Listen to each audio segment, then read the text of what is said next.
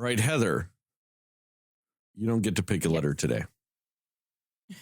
Okay. You'll get to on the next one. It's because I've pre-chosen a letter. We're going with C. We're going with a little just movie trivia or information or whatever. Okay. Because there's been a lot of stuff weirdly going around right now. Like there was a reviewer and the link has been taken down and I don't remember the guy's name. And even if I did, I wouldn't really care to say his name.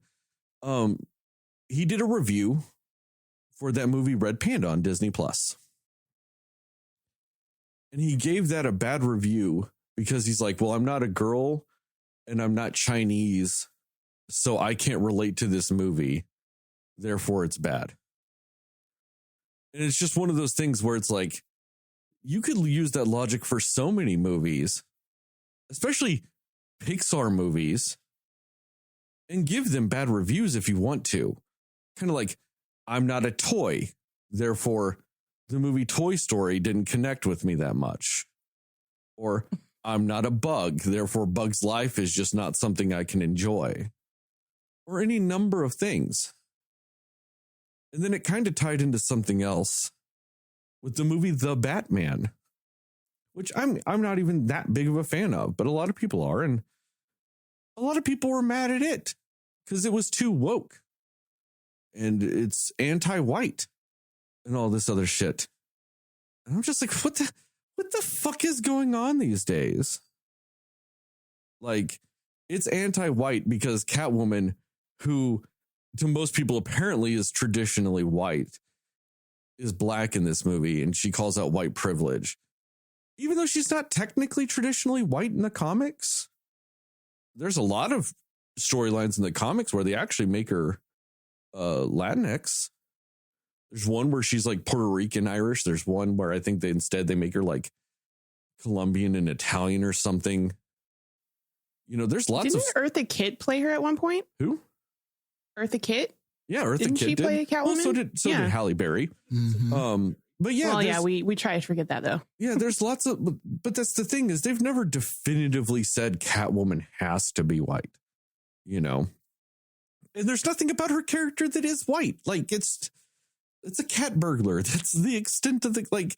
And I'm not trying to trivialize the character of Catwoman. I'm just saying she's a cat burglar that has an on and off again relationship with Batman. Why does she have to be white? I don't get why that is a complaint, especially when Zoe Kravitz did a fine job. Like, right. Yeah. You know, so that's weird. And so they're like all the good characters in Batman were black because it was like Catwoman and Commissioner Gordon and the new mayor. And then the only good character that was white was Batman. All the other characters that were evil were white. And I'm just like, couldn't you argue simple statistics that way? Like there are more white people in America where Gotham takes place. So theoretically speaking, more criminals would be white statistically. Like, I know that's not how we view our criminal justice system actuarially, but that's a whole other issue we can't really jump into at the moment. But it's just a weird complaint about that movie.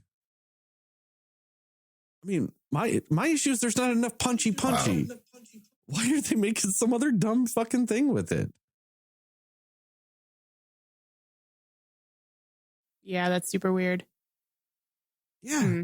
It's been you say they took down his review or something? Well, the guy that guy isn't the one that brought up that. It was just something else that like came up a lot this week. No, this other guy, his was the Red Panda one, where he's like, I'm not Chinese and I'm not a girl, therefore this movie doesn't relate to me, therefore it's bad. There was that guy. It was just a weird time for racism in movie reviews this week. Yeah. That is. Yeah. Oh, I'm sorry, Heather. Go ahead. No, I'm still gathering my thoughts on what I was going to say. So go ahead. I mean, I think that it's kind of just been sort of a trending thing, though, with some of these movies and everything, where you just have a certain sect of the audience, and I hate to say it, but in a lot of cases, it's white people, and they are always arguing that these movies are virtue signaling, or this is a movie where the SJW agenda is making these characters seem like they're woke, or they're trying to turn original characters that were white into these non-white characters, or like I heard some critiques that Black Panther was racist because there were parts where they called they were calling some of the white people colonizers, or there's one thing with that. Martin Freeman, I know technically I think he was working for the American government, but it's Martin Freeman. He's British. If anybody gets called colonizers, it's the fucking British. Yeah. I mean, come on. They colonized fucking everybody. They colonized us. Fuck off. Like, they colonized everybody. If anybody is a colonizer, it's a British man. Yeah, true. But I hear this kind of thing all the time. And like, it's just something that I think a certain sect of the audience, they're just going to argue with these movies all the time. And the truth is that times are changing. What people are tolerating and what people want in their entertainment and things like that is changing. And what people are sensitive to and what people are aware of is just changing. And so there is going to be an effort for things to be more diverse. There's going to be a chance there's going to be more diverse stories. There's going to be more diverse perspectives on the screen. I mean, it's happening, and it's going to continue to happen. And I think it's just making certain people uncomfortable because they are just so used to seeing them.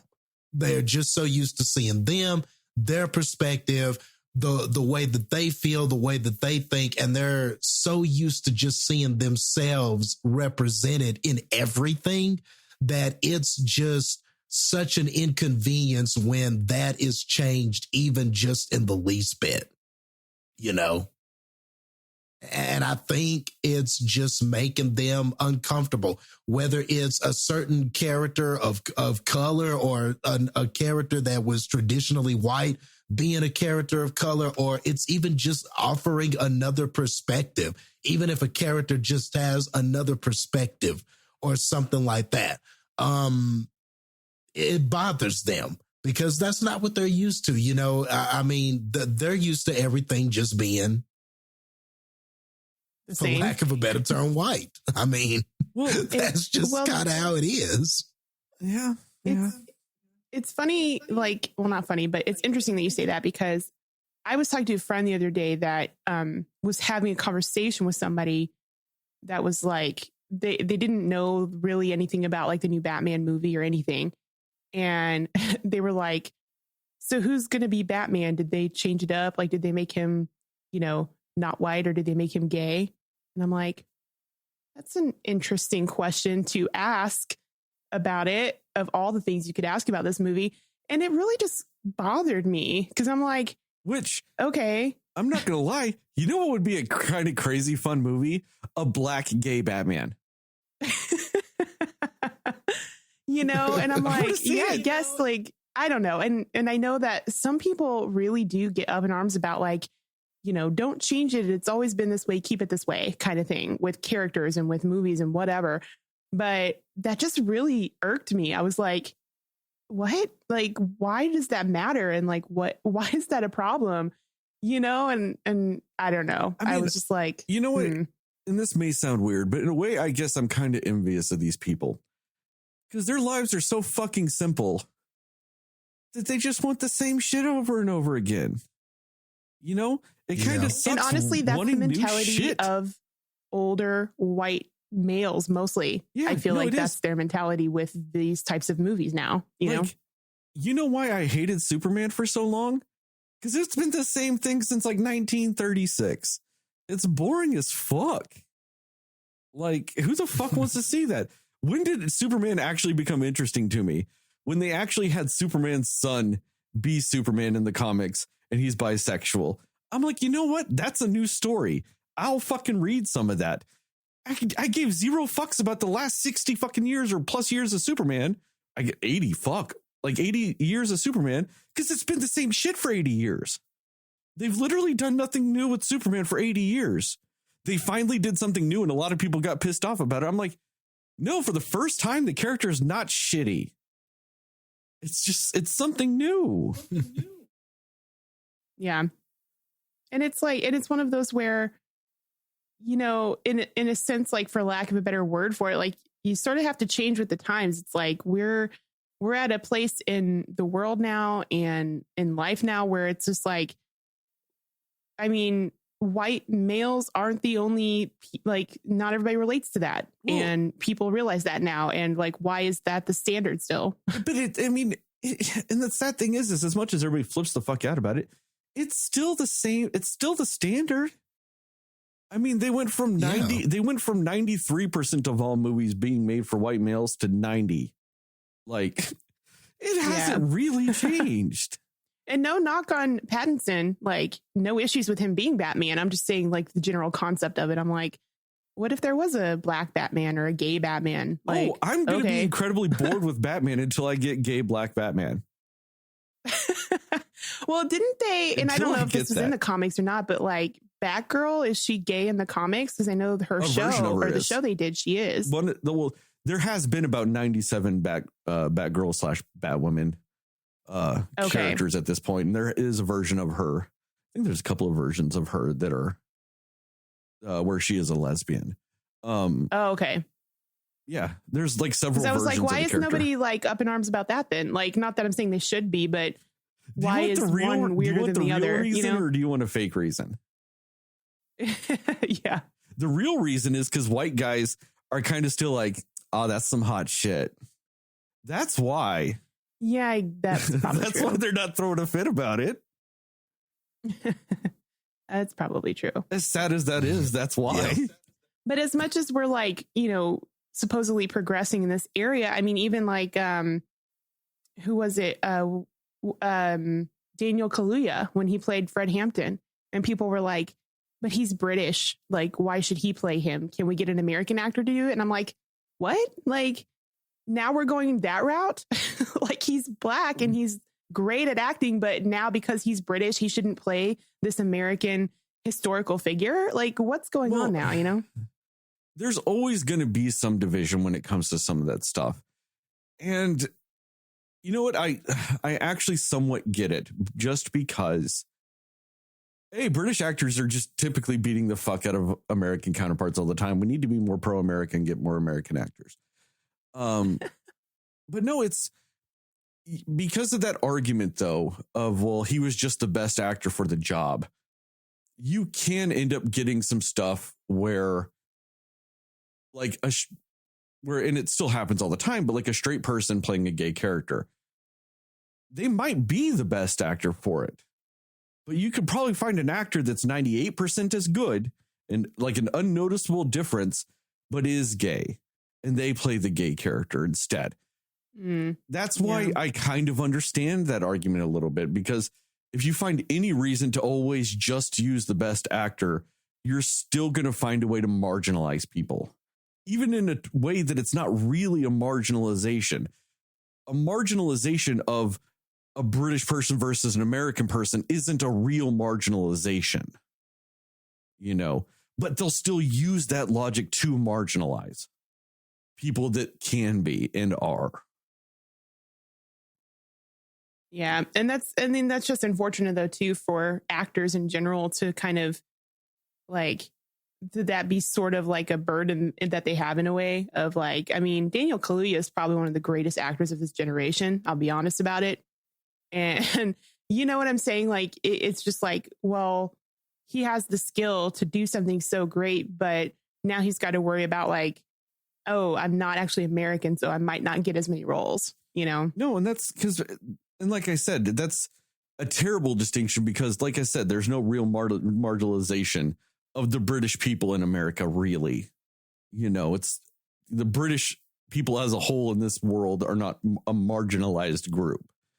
But like I said, unfortunately, Hollywood will use anything to marginalize somebody, no matter what it is, so you got to be wary of those practices, because I mean, like, think about it. 10 years ago, if a straight actor played a gay person, that almost guaranteed they'd be nominated for an Academy Award for just going so much out of their comfort zone. I mean, probably. Yeah. And that's I think sad reality about it. What's that? And that's just kind of the sad reality that, a straight actor playing a gay person is just, oh my God, they did so much to be that character, when there are just people that exist like that every day. And, Right. Right. Yeah. I mean, I don't know. It's just interesting. And like, I think so Pattinson is British, and then Christian Bale's from Wales, right? Yes, he's Welsh. The right. last few Batman have not been American. Right. We need to strike back and take over James Bond. We need to attack the British. We need to have the next one be an American James Bond. Hit him where it hurts. Right. That would be the target right there. I mean, it's just, I don't know why so many people love tradition and love the past. Like, why can't we have new shit? The past doesn't go away. Like, it's still there. Like, there's some talks that like Michael B. Jordan is producing and may star in a Black Superman movie. And they're like, how can we do that? He's white. Well, there is actually a version in the comics where there is a Black Superman. So it's not like it's completely unprecedented. Yeah. But okay, say they do that. It's not like every white Superman anything disappears the second that Michael B. Jordan plays Superman. It's not like you can't go to the comic book store and buy 9,000 issues of white Superman. Plus, I'll watch Michael B. Jordan as Superman all day. Like, that's not a bad choice. So it's not. Like, it's just, it's this shit still exists. It's not like they're going to go in and digitally put fucking Denzel Washington into Brandon Routh's Superman movie. Like, they're not going to just erase all white Superman. It's still there. Yeah. And I just don't understand, how is that any different from you going and picking up a graphic novel done by a different writer and a different artist, and Superman looks completely different, or this artist may draw him and he looks completely different from like the traditional Superman, or this artist may have him saying and doing things that he would never actually do in like the traditional Superman comics, or whatever the case may be. How is it?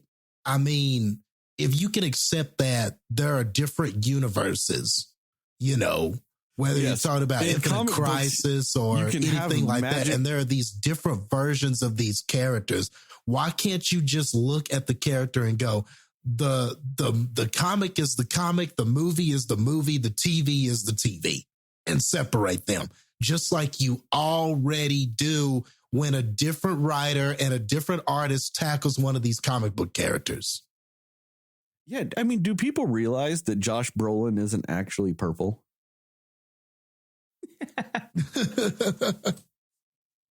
Like, it's movies. We can do spectacular things with them. Like, do they realize that raccoons that walk and talk don't actually exist? It's comic books. And I love comic books, but let's be fair. Comic books are a bunch of bullshit nonsense. Who gives a fuck? Yeah, like they're fictional characters.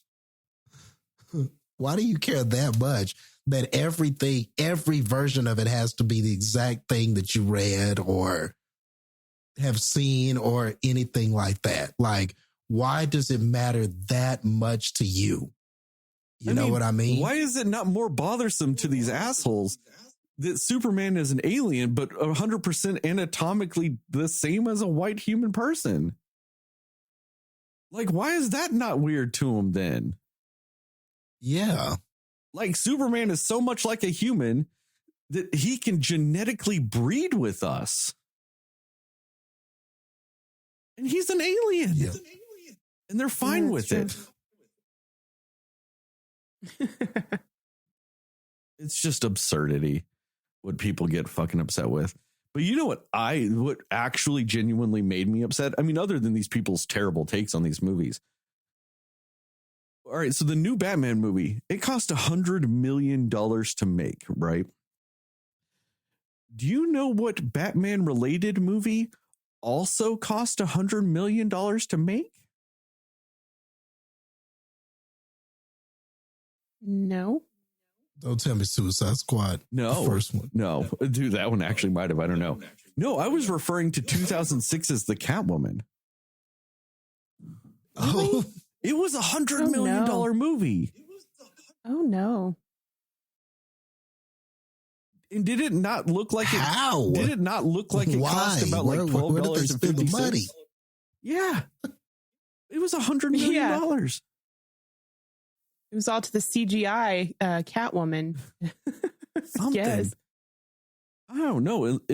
Unless they came out tomorrow and said that Halle Berry was paid $99.99 million, that budget is not justified. And not that I'm saying her performance was so good she should have made that. I'm saying that the only reason why she should have made it was getting paid that much.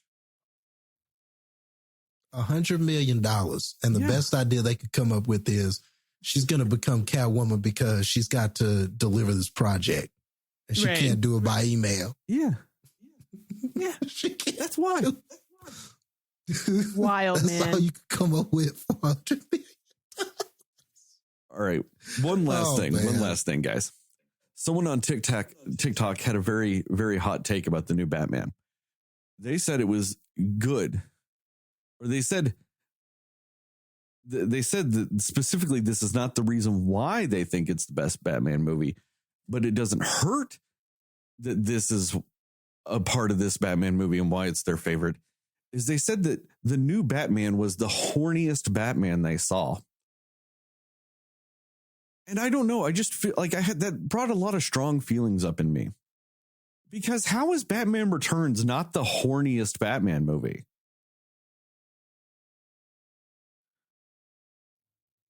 Yeah. I would have to agree with Michelle Pfeiffer and Michael Keaton, I thought they were going to fuck after every scene in that movie they were in together. They was acting like they were going to fuck every scene. And then on top of that, the Penguin's walking around wanting to fuck everything. Michelle Pfeiffer's walking around like just 100% sexuality. I'm like, how the fuck is it not the horniest Batman movie?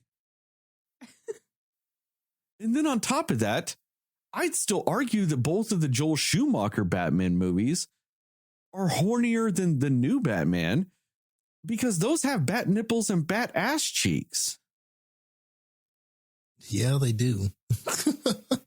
Or was he talking about just the actual portrayal of Batman, the character? I mean, no, there was some good chemistry between Zoe Kravitz and Robert Pattinson, you know, but I didn't feel like they were about to fuck. I felt like if they went to dinner a couple of times, they may fuck.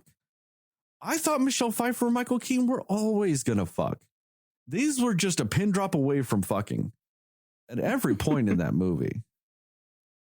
I mean, she stabs him with her cat claws in the ribs by lying on top of him and like licking his lips like they were about to fuck, and then she stabs him. And know what happens? Nothing. He still wants to fuck her. That's how horny they were.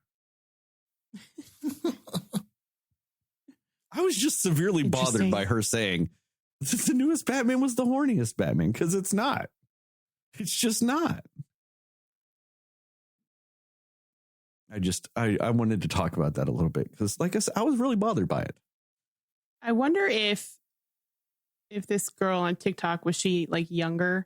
Because maybe she didn't see those Batman movies. Well, no, she has. She's talked about it. She's seen other Batman movies, and she is, younger than us, but like, it's not like she's like 15 and never seen another Batman movie or anything like that. I mean, fuck, even in the Christian Bale Batman movie, he fucks him. Like, That's the first time Batman's fucked in a movie. Dark Knight Rises is the first time Batman has documentedly fucked in a Batman movie. Just saying. So, I'm just throwing all that out there. And just out into the ethos. Take that what you will. These have just been my movie thoughts of the week. And I've had a lot, if you couldn't tell. That's unfortunately why you didn't get to choose, Heather. That's all right. I probably would have chosen that option anyway. Well, you'll get to choose officially next week, I promise. Unless I have another week of this. Then you may get delayed again. We'll see. Okay. Just being honest. I don't want to promise something I may not be able to deliver on. All right, let's go into the episode.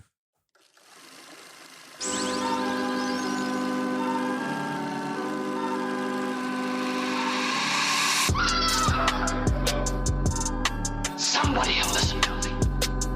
Nobody knows anything but you. All right.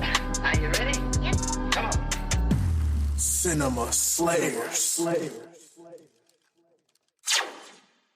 Hey, Cinefans, and welcome back to another episode of the Cinema Slayers podcast. I'm Sterling, and as always, I'm joined by Heather and Justin. And tonight, we are going to talk about what we liked, didn't like, and everything in between with the movie Licorice Pizza. We will also break it down into a spoiler-free section of recommendations, scores, and then into a more spoiler-centric section. We will also throw in tidbits, some spoilers, if you will, some thematic discussions with the movie Red Rocket. We won't go in depth with it. We will talk about kind of its relation to Licorice Pizza a little bit. Nothing, but there might be spoilers for it, so just keep that in mind. Most people don't even know the movie exists, so what's it really matter? Well, let's start it off. Heather, what are your spoiler-free thoughts about this here Licorice Pizza? Well, I wanted to like this movie because so many people, it just got such rave reviews from, anytime you saw at least a critic score and everything, like everybody was raving about it. So I wanted to like it. I'm all about like coming of age stories, I'm fine with those.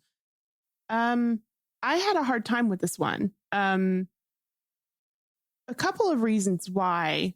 A big one, and I know we're going to talk about this more in depth, so I'll just vaguely say it's problematic in a lot of ways, the relationship between the two. And it was just really kind of off-putting and kept me from being able to enjoy this relationship and love story because of that.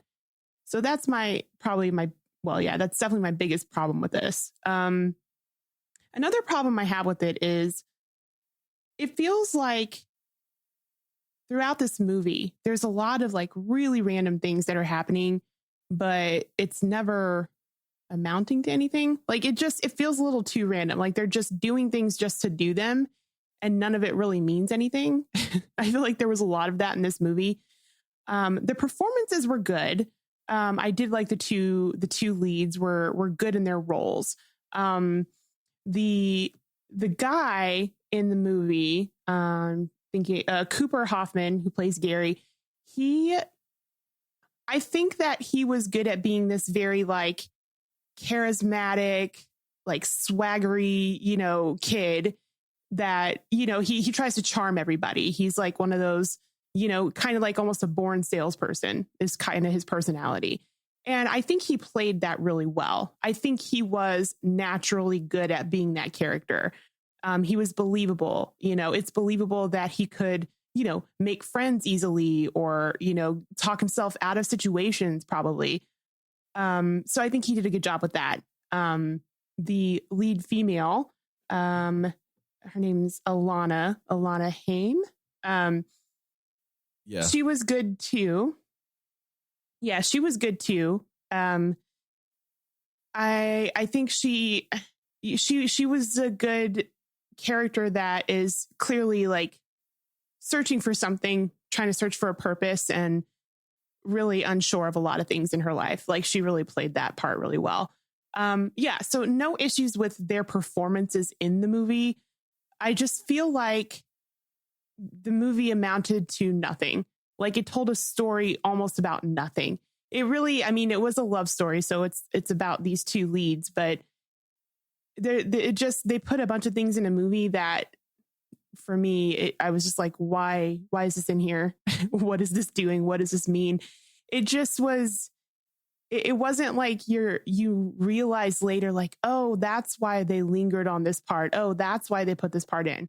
Sometimes in movies, when it's coming of age stories, you get that concept later on. I didn't get that with this movie. It just felt very random to me. So yeah, I unfortunately was not a big fan of this movie. I don't think there's anything special about it. And I think that there's a deeper issue for creating a movie that has relationships like this in general. So that's all I'll say about it for now. Justin, what about you?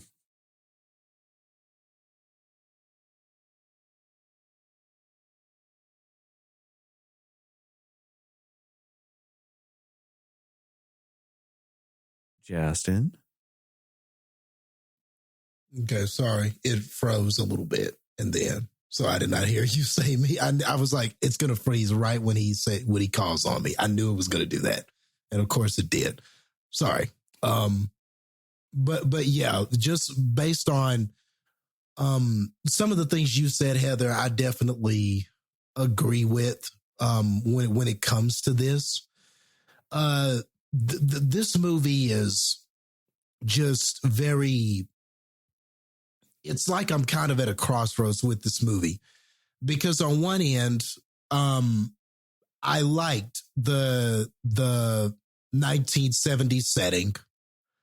The movie is well shot. I mean, Paul Thomas Anderson, he's got a creativity when it comes to creating scenes, when it comes to shots and stuff like that. He's very good at that. I think that the soundtrack and everything in this definitely fit the vibe that he was going for.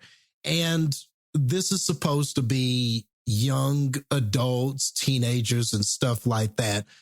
It definitely had a sporadic kind of feel to it. And sometimes I think that when you're talking about younger people, if the movie feels like that, it can be okay. You know, I've seen other movies that are kind of like this or have that kind of feel, and I thought that they were good movies. You know, I do think that sometimes a more sporadic feel can help with the youthfulness of the characters. So sometimes it all does kind of fit in that way.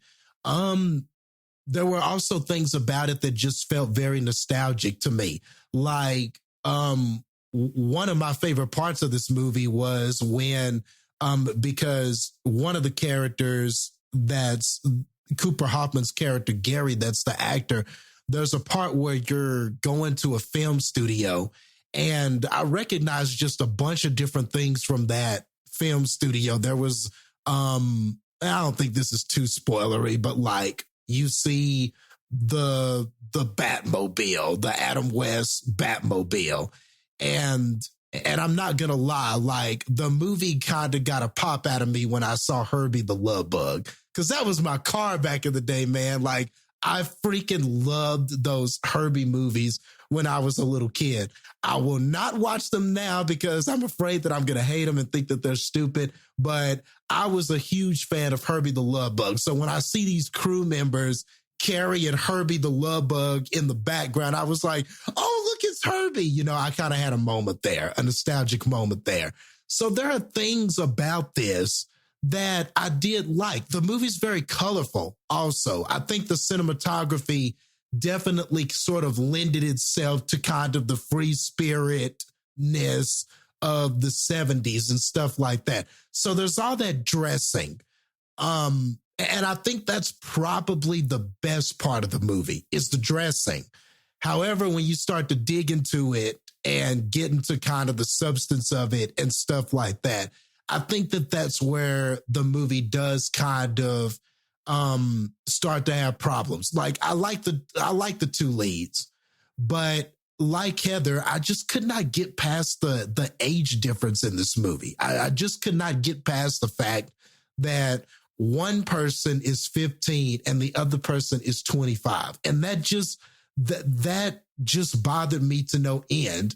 And it was so distracting that as the movie is going on, I just was failing to find reasons why we needed the age gap in this. You know, if there was some sort of way to make that more relatable or understandable, or if maybe by the end of the movie, it said something about it, like, look, this is why this can't work or something. You know, if there was some sort of, if I felt like maybe there was some sort of underlying point that the movie was trying to make with it, other than it just sort of being something we overlook because we're in love or whatever. I just don't know. I mean, I guess that was what happens in this, but I couldn't accept that by the time we got to the end of it.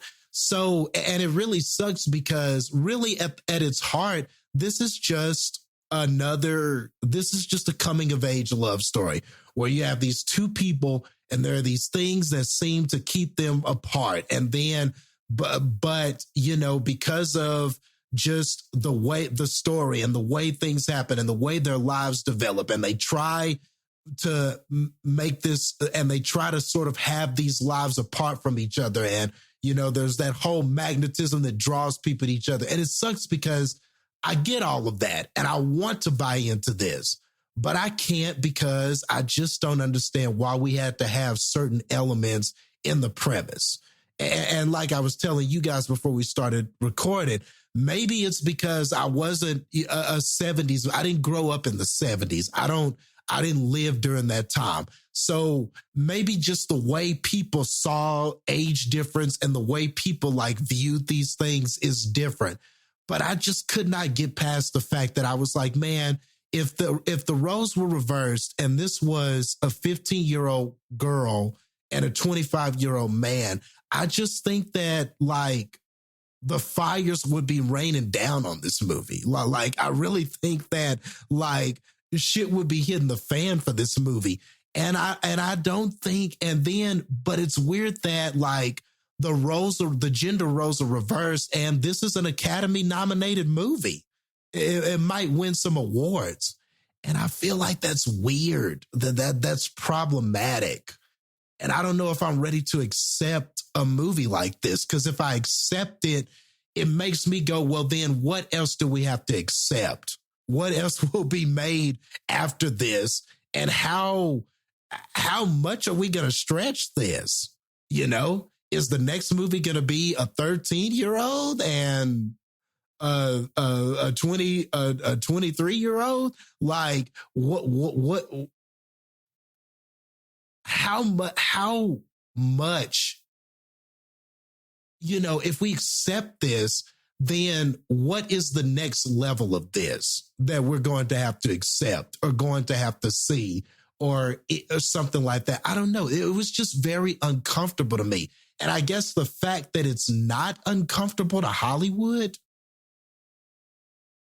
is kind of indicative of kind of a historical problem they've had with young people and older people and stuff like that. It's always kind of been an issue in Hollywood, you know? And to me, this doesn't help. This almost kind of shines a light on why it's a problem and continues to be a problem. I mean, you guys could tell me if I'm wrong, but I just could not shake feelings like this as I watched this movie. So I couldn't enjoy the dressing. I couldn't enjoy all of the good acting I saw. And I think a lot of these actors and actresses are virtual unknowns. They were great in this. They had great chemistry and everything like that. You know, excluding the whole age thing and what the story is, they were great in this. Bradley Cooper was so funny in this. Like for the cameo that he was in this, I thought that he was a lot of fun and he was great. And he kind of brought a different energy to this.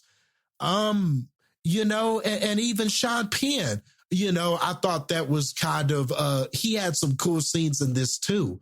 But ultimately, I couldn't shake myself from those problematic things. So as much as I wanted to enjoy this, as much as I would love to be on board that, oh, this is an Oscar nominated movie and this was directed with such skill and it had great acting and all of this stuff, I couldn't get past what I think are more important issues, especially when it comes to Hollywood.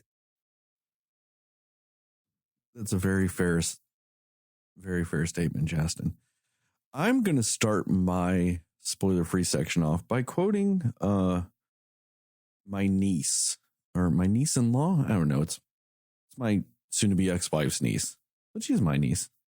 I started texting her during this movie because I knew she had seen it. Her boyfriend was he went to film school. Like, so he watched this movie, like, you know, she's been watching a lot of movies with him, and I knew they watched this movie, and I texted her about it because I had some thoughts. I had some thoughts about this movie, and I thought maybe I was missing something because I am not a young person. I'm not necessarily an old person, but I'm not a young person. She's rather young, you know? She's in her early to mid-20s, like that kind of age group, so way younger than me. And I was texting her about this movie while I'm watching it. And she said something that this is kind of, I'm going to quote her, and it's going to kind of surmise partially how I feel about this movie, which is, she said that the whole time she was waiting for a moment to come where she would love this movie. And it never came. And that's a lot along the lines of what you were saying, Heather.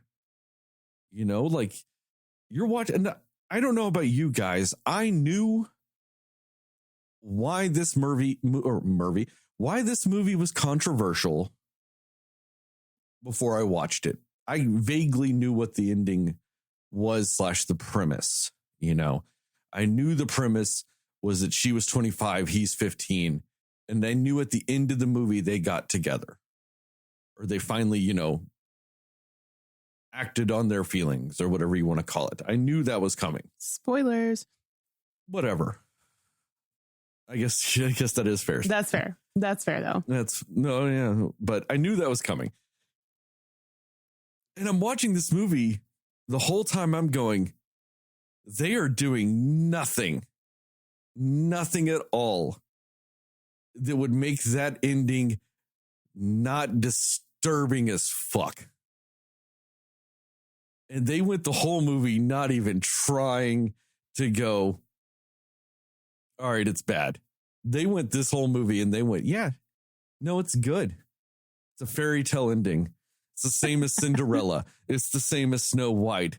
You watch this movie and it makes you go, Little Mermaid who? Like type of love story. You know, that's what this movie did. This movie goes this whole fucking self and goes, yep, 15-year-olds and 25-year-olds. That's copacetic. And I 100% agree with you, Justin. If they did this the other way, they'd be pitchforks and mobs and torches and, you know, and it'd be justified. I think it's justified with the version of the film we got. It's weird. It's disturbing. It's not good. And then on top of that, I know, Justin, you were talking about how the sporadicness of the movie gave it a youthfulness. I'm watching this movie just going, fuck, it's a bunch of nonsense. This movie to me was like a collection of scenes. And the only reason why you know that they take place in the same movie is because technically it has the same characters and actors. Other than that, it just felt like a bunch of shit. That's a really good way to put it. Yeah, I understand why you liked that Bradley Cooper scene, Justin. For what he did an amazing job of doing it. My feeling with it, though, was, why the fuck is he doing any of this? Exactly. That is exactly what I thought. I was like, he was great in the role, but why was it necessary at all? Same with Sean Penn. Sean Penn was fantastic in his role.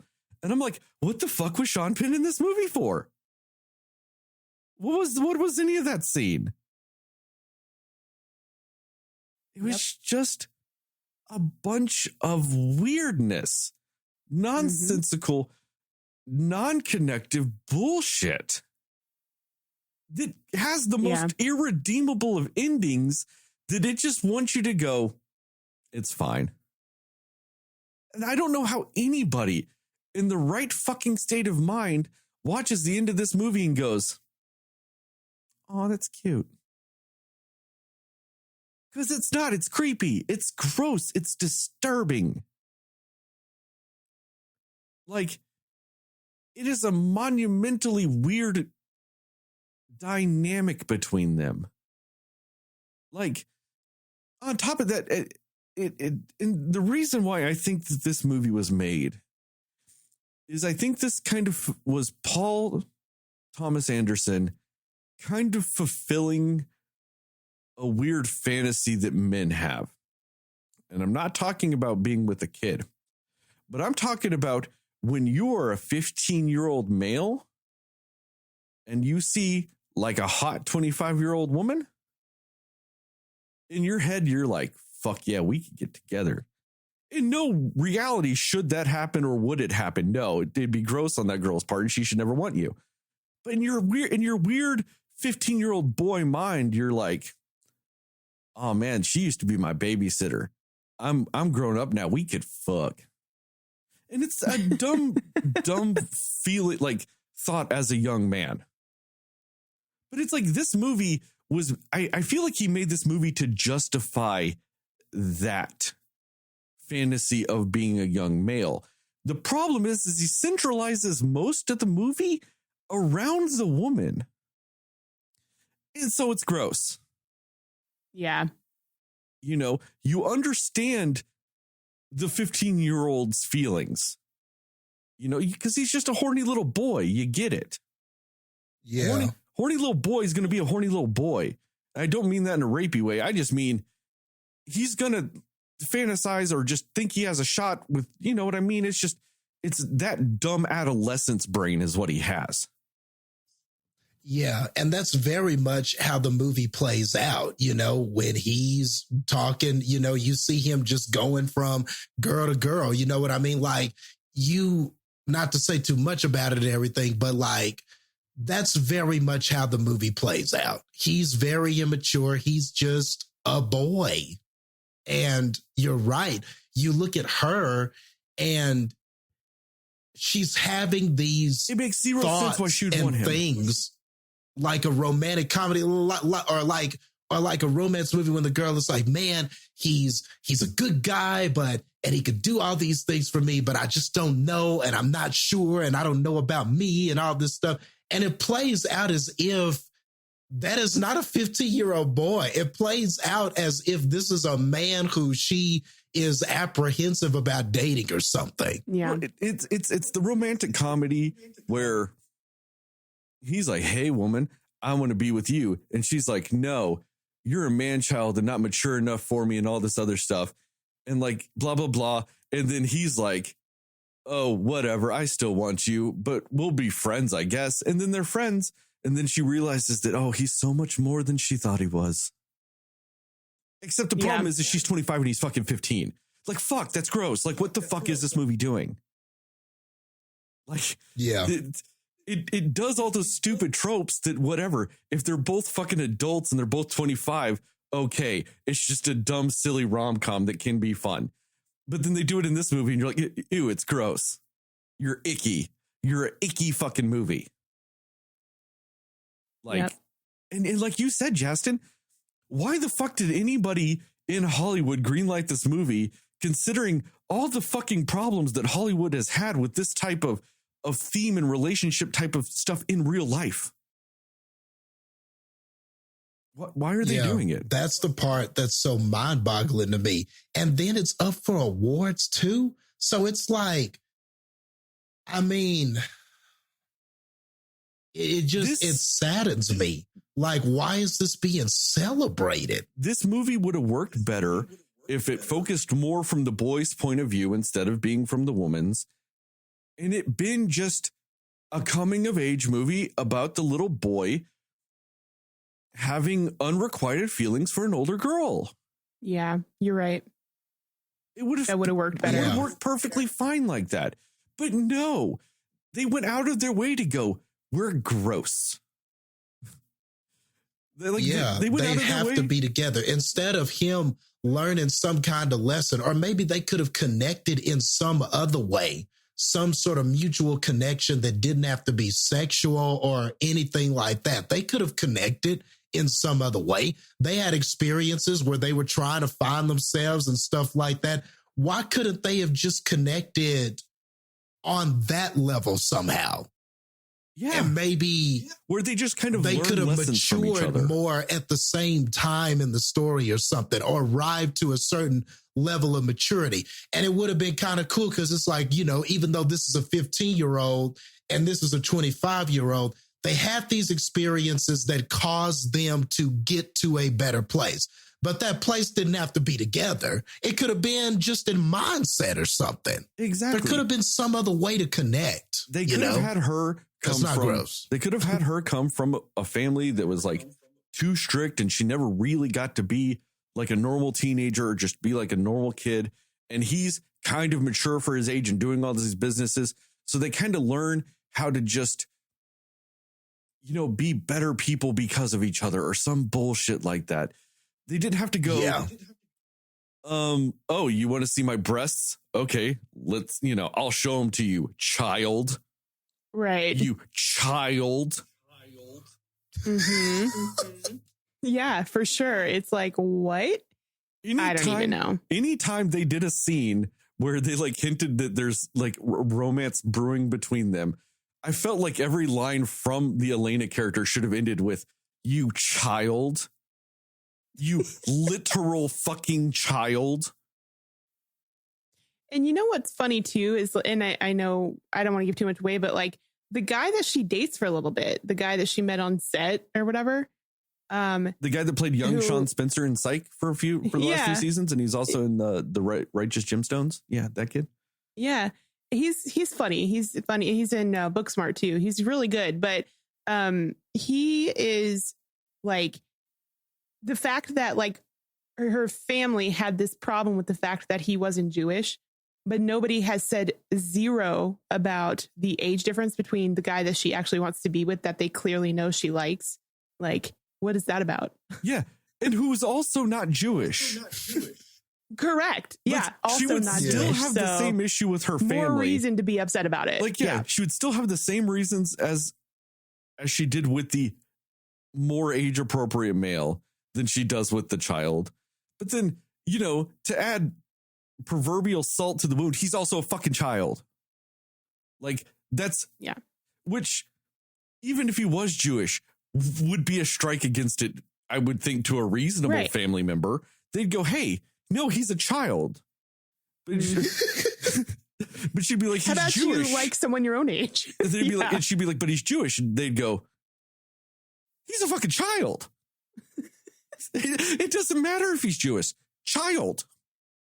Right. And it's like, and the other guy was perfectly nice, and he was a good character. I liked his character. I kind of wish they did a little bit more with his character, but in either case, I'm like, that's such a disconnect for me of like, and do you know her sisters clearly know like she's into this 15-year-old.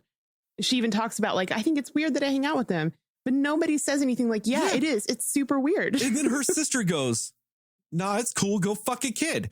It's fucking weird. This movie is fucking weird. I don't understand any of it. Like her issue, and like she dumps the guy because he's not Jewish. We might as well just go into spoilers. But there's a child. I still don't understand why this movie doesn't address that he's a child. It doesn't. They talk about it like twice he's in the not, movie. or they just go on acting like that's not really a thing. And that's why I just kept asking the same question as I was watching this. Why did he need to be 15 years old? Right. But the weird thing about this movie too, I mean, all right, this is,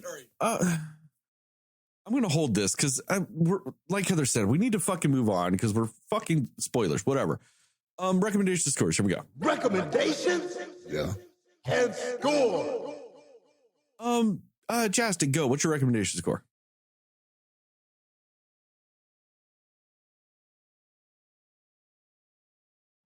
Damn, Justin, we got to get you better internet because you didn't hear me again. I know. But I was about to start talking anyway because I knew it was my turn. Sorry, guys. I don't know what's up with it today. Man, I mean, how could I recommend this after? Who am I going to recommend this to? Like, the only people you recommend this movie to is fucking child molesters. And if you know one, you shouldn't know them anymore. You shouldn't then also not recommend this movie because it'd give them a bad idea that it's okay. Yeah, like if I go, yeah, you should see this. This is a good movie. And then they go, well, what's the synopsis? And I go, well, a 15 and a 25-year-old hook up. I just think somebody would not be my friend anymore. Justin, I'm not going to lie. You would mysteriously disappear off the podcast. Yeah. Yeah. And then they would go, but and before that, then after they were like, never speak to me again, they would be like, why did he recommend that to me? What about me says that I want to see a 15-year-old and a 25-year-old hook up? Good point, Justin. Yeah. I'm not going to lie. I would feel that way. If I was like, Justin, I've heard a lot about Licorice Pizza. Have you seen it? And you went, yes. And I went, all right, I'll watch it. And then I watched that movie. I would call you and go, A, what the fuck's wrong with you? B, don't talk to me. And C, why the fuck did you recommend it to me? That's an astute observation, Justin. Yeah, like I think that's where it would be. So, I mean, after the conversations we've had, how could I possibly recommend it? Like, I can't. The only thing I can say is that it's a well-made movie for just the wrong reason. That's what I feel like. It's well-made. It's a well-made love story, but it's wrong. It's just like, I mean, why would you spend all this money and dress it up so nicely and have all these actors in it and they're acting their asses off and doing all of this? But why are they doing all of this to tell a story of a 15 and a 25-year-old hooking up? And I don't know who I could recommend this to. I don't know who I would want to see this. The only reason why I think somebody should see this is just so if they want to be a part of this conversation. If they find out about it and they're like, well, let me see it for myself and then make my own judgment. That would probably be the only reason that I would recommend this. But I don't think I could ever recommend this as, oh, it's a great movie. Oh, it's a good love story. You're going to put it on your top love stories of all time, you know? It'll be right there You're with, making me feel queasy. Sleepless in Seattle and Pretty Woman, and then Licorice Pizza, the 15 and the 25-year-old. I don't think I can recommend it in that way. So yeah, as far as a score, I'm just gonna say that it's problematic out of 100. Hey, fair as fuck. Heather, you go. That's the perfect score for this. I definitely don't recommend it. I mean, and for our listeners out there though, like if there's something we're missing that you're seeing, like you think there's a reason that we should consider. Fuck that noise. Fuck all that too. I don't want to hear anybody justify that shit. Fuck that. Okay, well, I guess that's not what I mean. Heather. Privately message Heather. I don't want to see none of that shit. Okay, well, I guess I don't mean like give us a reason to justify. I'm just saying like let us know your thoughts, basically. Like if you're seeing what we're seeing with it, you know what I mean? They privately message you and Justin. I don't want to see any of it. Okay, whatever. Never mind then. Okay, so I say no, I don't recommend it. And it's interesting because like if you see the like synopsis of this, like if you're looking at IMDb to be like, what's this movie about? The synopsis of it just says about Alana and Gary growing up, running around and going through the treacherous navigation of first love. That's what it says it's about. And that's not even really like, I mean, and the thing is, I guess technically that's what it is. They just leave out the big part of the age difference with that. And like, it's just, I don't know. I just feel like it would have been a good, as far as like what the story was about, would have been fine if it had been a normal age for the characters.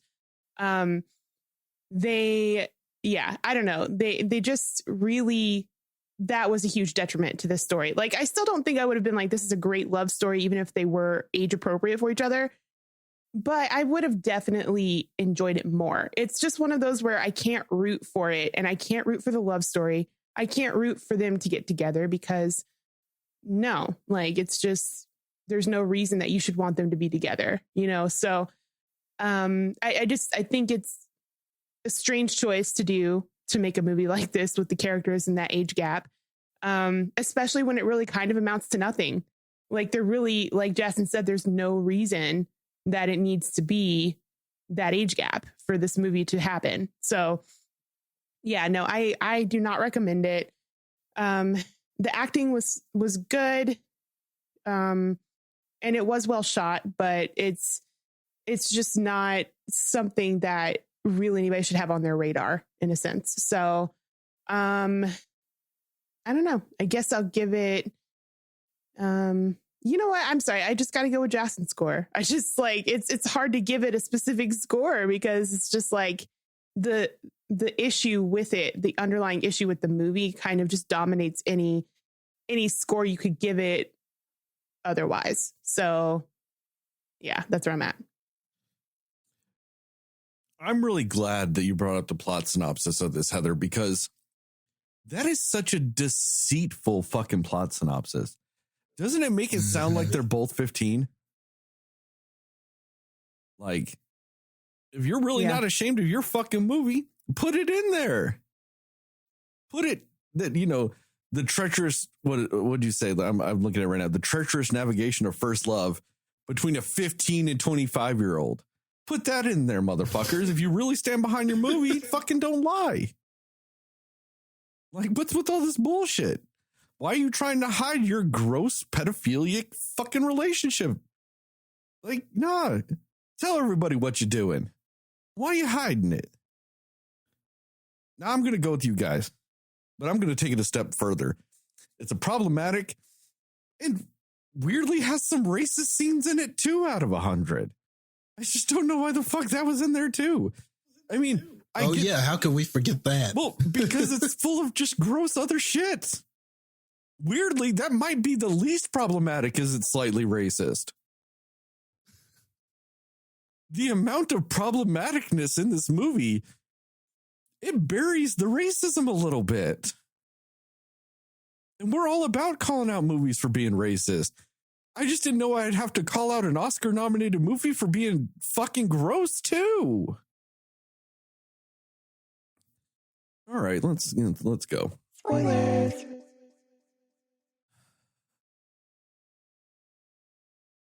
What the fuck was I going to say earlier that I put it on hold? Oh, yeah, that her sister is just weirdly on board with her getting with the kid.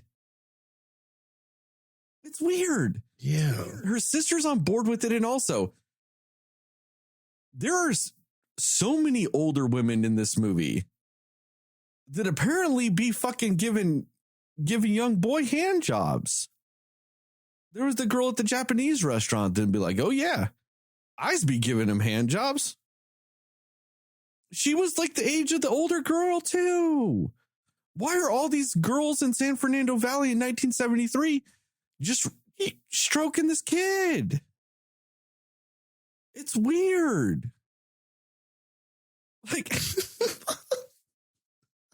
I was already having major issues with the Academy Awards because it's all a racket. Like, the Academy Awards, it's all a popularity contest. It's who sends who the best grab bags, who pays who the most money. That's how you get nominations and awards. And it's already kind of a fucked up award system. And then they added that fan choice award where they're like, all right, guys, whatever's the most trending movie with the hashtag, I don't know, Oscars be popular, whatever the fuck they made that hashtag, that'll give, you know, a movie an Academy Award too, because they were thinking that's how they can backdoor giving Spider-Man an Academy Award.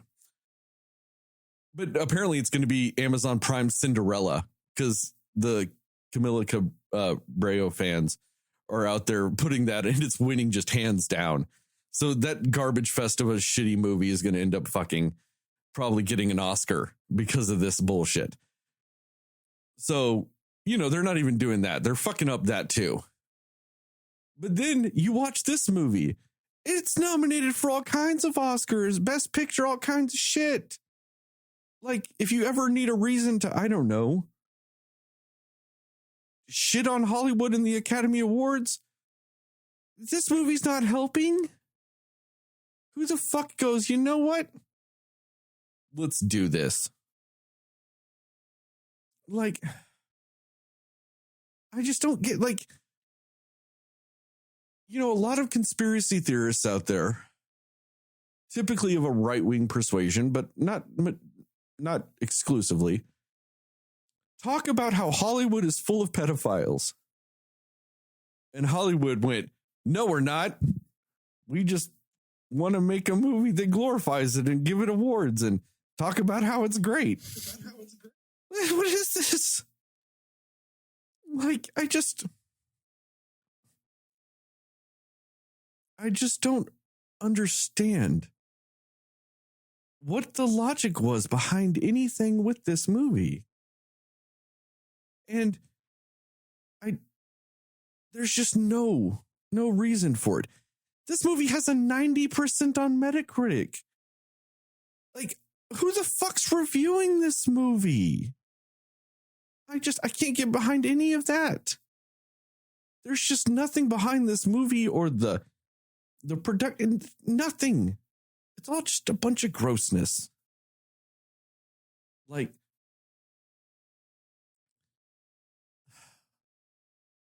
I'm just insanely disturbed at this point. I truly am, that, like, this is the shit. Like, this legitimately has a chance to win an Academy Award. And it wouldn't surprise me. This movie, has been nominated for 180 different awards and has won 57 of them. And that goes to Best Screenplay winner from the BAFTA Awards. It won that.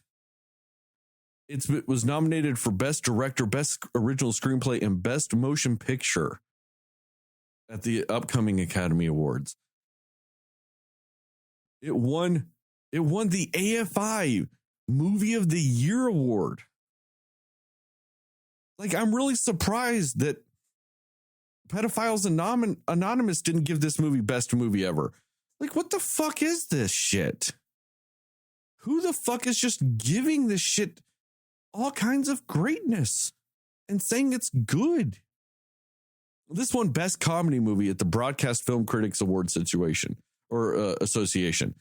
Fuck them. Apparently, this won Best Original Screenplay at the Chicago Film Critics Association Awards. Fuck that. Nominated for a bunch of awards at the Chicago Indie Critics Awards. Fuck all of them. Like, people were all up in arms about that movie. What was it called? Cuties? Something like that? Yeah. That is actually a critique of the sexualization of children. And I understand that movies that fundamentally use what they are critiquing can sometimes lose some credibility with their message. Like, Cuties has the issue of is critiquing the sexualization of kids whilst showing the sexualization of kids. So I get why that's problematic, and I get why people misconstrue it like that, because they just can't understand the subtlety. Not that it makes it any better, though, but it makes it uncomfortable. And I get that. Why that's problematic, but also kind of poignant in a way. Because like I said, it's at least a critique of it. And if it makes you uncomfortable, it's kind of getting the point across a little bit. That's kind of the point. This, on the other hand, glorifies it. And I think it's because, like you said, Justin, I think part of the reason why it's getting the lead buried when it comes to the glorification of a drastically inappropriate relationship is because they did swap the genders. And I think that that's why some people are just okay with it when they shouldn't be. You know, I mean, there's just, you watch this movie and I'm just awestruck that anyone wrote this shit down on paper. Because to me, that's just like weirdly documenting evidence for whenever the cops come and bust you. Like you're keeping proof around your house because you wrote this script. And then you made the movie. I feel dirty. And not in a good way. Not like in a Christina Aguilera dirty, the music video and song kind of way. I feel dirty in the, oh, this is gross kind of way. As in, I need a shower kind of way. As in, I'm just mentally and physically disturbed that people wrote, directed, acted in, greenlit, paid for, and then liked and gave awards to this movie. And it is weird that it buries the fact that this is Philip Seymour Hoffman's son. And he did a good job, like acting wise. Because I didn't know that was his son. Okay. Yeah, this is his first movie. The main I girl see it in this, now. But the main girl in this is one of the Haim sisters, which is the musical group Haim. In fact, all three of the daughter sisters were the three from the band Haim. And also that was their father too. That played their father. Apparently, all of his lines were improvised, even the "what the fuck." But it's just for every maybe good thing about this movie, like the acting and the cinematography and all these like little details about this movie, all of that is just null and void when it comes down to it. It's just all null and void. It culminates into just the most perfect example of a movie version of the word ew.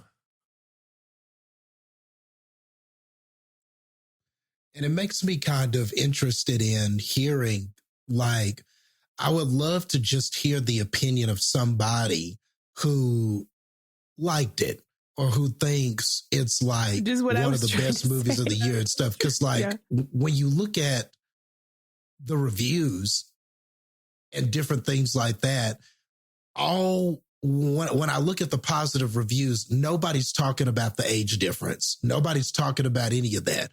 They're just talking about the writing or the cinematography or the nostalgic 70s or the feel that it gave of that time back then and different things like that. You're not seeing any good positive reviews where it's like, I'm cool with the 15-year-old and the 25-year-old hooking up. It was tight. Like you're not hearing that either. But I wonder how many of them, if you just were to ask them, so you were okay that this was a 15 and a 25-year-old finding love. I mean, they would have to say yes, right? Like if you reviewed this and you said it was good and you would recommend it and you think it's deserving of these awards, that would mean that you were okay with it, right? And are you only okay with it because it's the 15-year-old is a male? And then you have to even dig deeper and go, okay, well, why is that okay with you? Why is it cool that this 15-year-old guy, I mean, should we be proud of him? I'm just trying to understand. I really am. I am trying because I don't understand. Okay. And I don't know, like, is it like, oh man, this 15-year-old, he had the swagger and he had the, he was an actor and he had the swagger and he was a hustler, man. And he just was persistent, and he just got that. You know what I'm saying? He was about his game, and he got that. Is that how I should feel about it? No, hell no. And once again, like I said, when Heather said the same thing, privately messaged Justin that I don't want to see none of it. I want to see no justifications. You can privately message Heather and Justin your weird, creepy thoughts.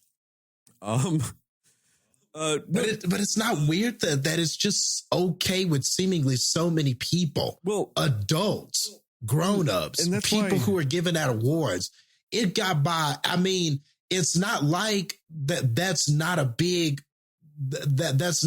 point of the movie. He straight up says this is a 15-year-old, this is a 25. That's established very early. So for everybody that thought that this was great or watched it or wanted to give it an award, they either just had to say that doesn't matter, either that didn't matter to them, or like we said, they thought it was okay, maybe even cool that this 15-year-old.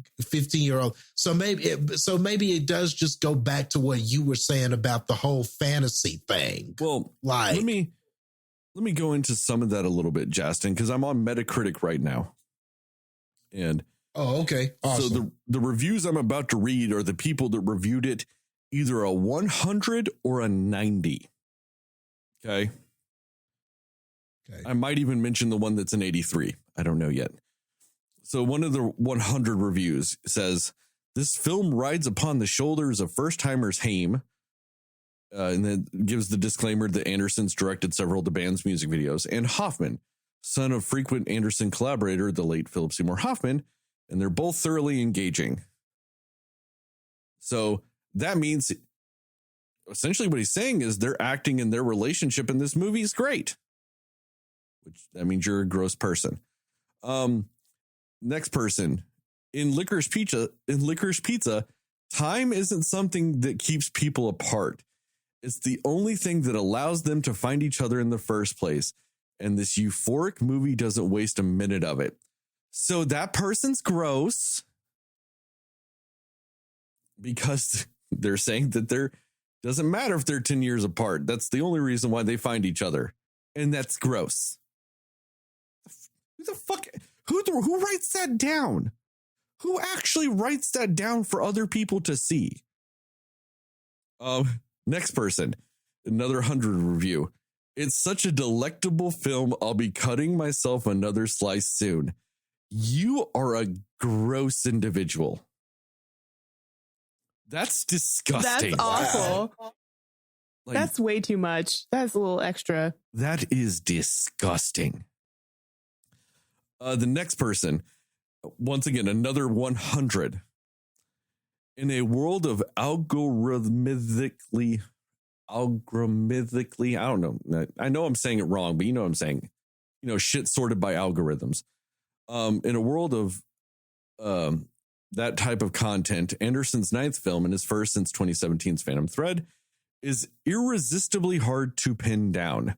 You have to go back around 50 years to the likes of Hal Ashby's Shampoo or Peter Bogdanovich's The Last Picture Show to find another that runs a similar kind of woozy clockwork. I don't know. That just sounds gross too. I don't like it. Another 100.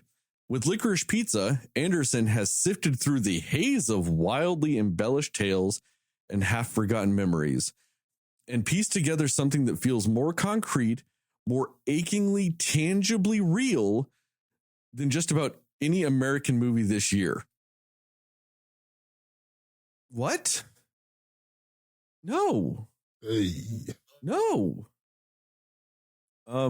Yeah, two more real quick. Licorice Pizza delivers a piping hot jumbo slice of life look at how it felt to grow up on the fringes of the film industry in 1973. So this person's admitting that in 1973, Hollywood fucked a lot of kids. That's, I guess, not so bad. I mean, he still gave the movie a 90, but at least he's admitting it's about kid fucking. And then this last one. The plot of this movie doesn't matter because it barely has one, even though it's incredibly entertaining. That's gross too.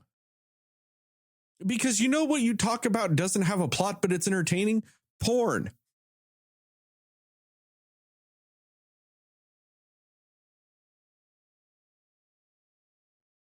I'm going to let everybody sit and marinate in that one. Yeah.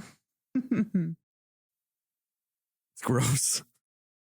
Like, it's disgusting. Disgusting. I don't know, somebody else talk now. Like, ugh. Seriously, this movie's giving me the ugh. Well, I mean, an interesting thing too, and I was just looking at an article about it where they talk about the appeal for Alana's character is like the power dynamic between them, and her being older and her seeing this like infatuation that the guy has for her makes her feel more like she's in control and she has more power, and that's part of the appeal of that relationship. Wait, I get what you're saying, Heather. Mm-hmm. But isn't that the problem with, I don't know, people grooming children? That they've got a bigger, like they've got more power exactly in the relationship? Yeah. How is that the appeal? Oh, it's about textbook grooming. That's the appeal. And that's, I mean, the article says that too. It's like, you know, it's usually called grooming with what they're doing, you know, and basically just says like nothing against the director, but like we need to hold people accountable when they make mistakes. And this was a mistake to make this movie. So I appreciate that they said that. All right. I cut you off a little early. I agree with the rest of that. Never mind. Yeah, no, that's cool. I think the reason why I'm so quick to jump on it is because too many people do defend this shit with this movie. So I feel like you have to be like, no, we're not defending it. But no, that's fair. Yeah. And yeah, I mean, it talked about something like how it's clear early on that she's a repeat offender of going for younger guys. I didn't really catch on to that, but I guess maybe because, I mean, I guess the one kid, young Sean, I guess he is younger, but not as young. But I think in general, it just seems like her nature is to want to be, she wants attention from guys, no matter what kind of guy it is what it seems like in this movie.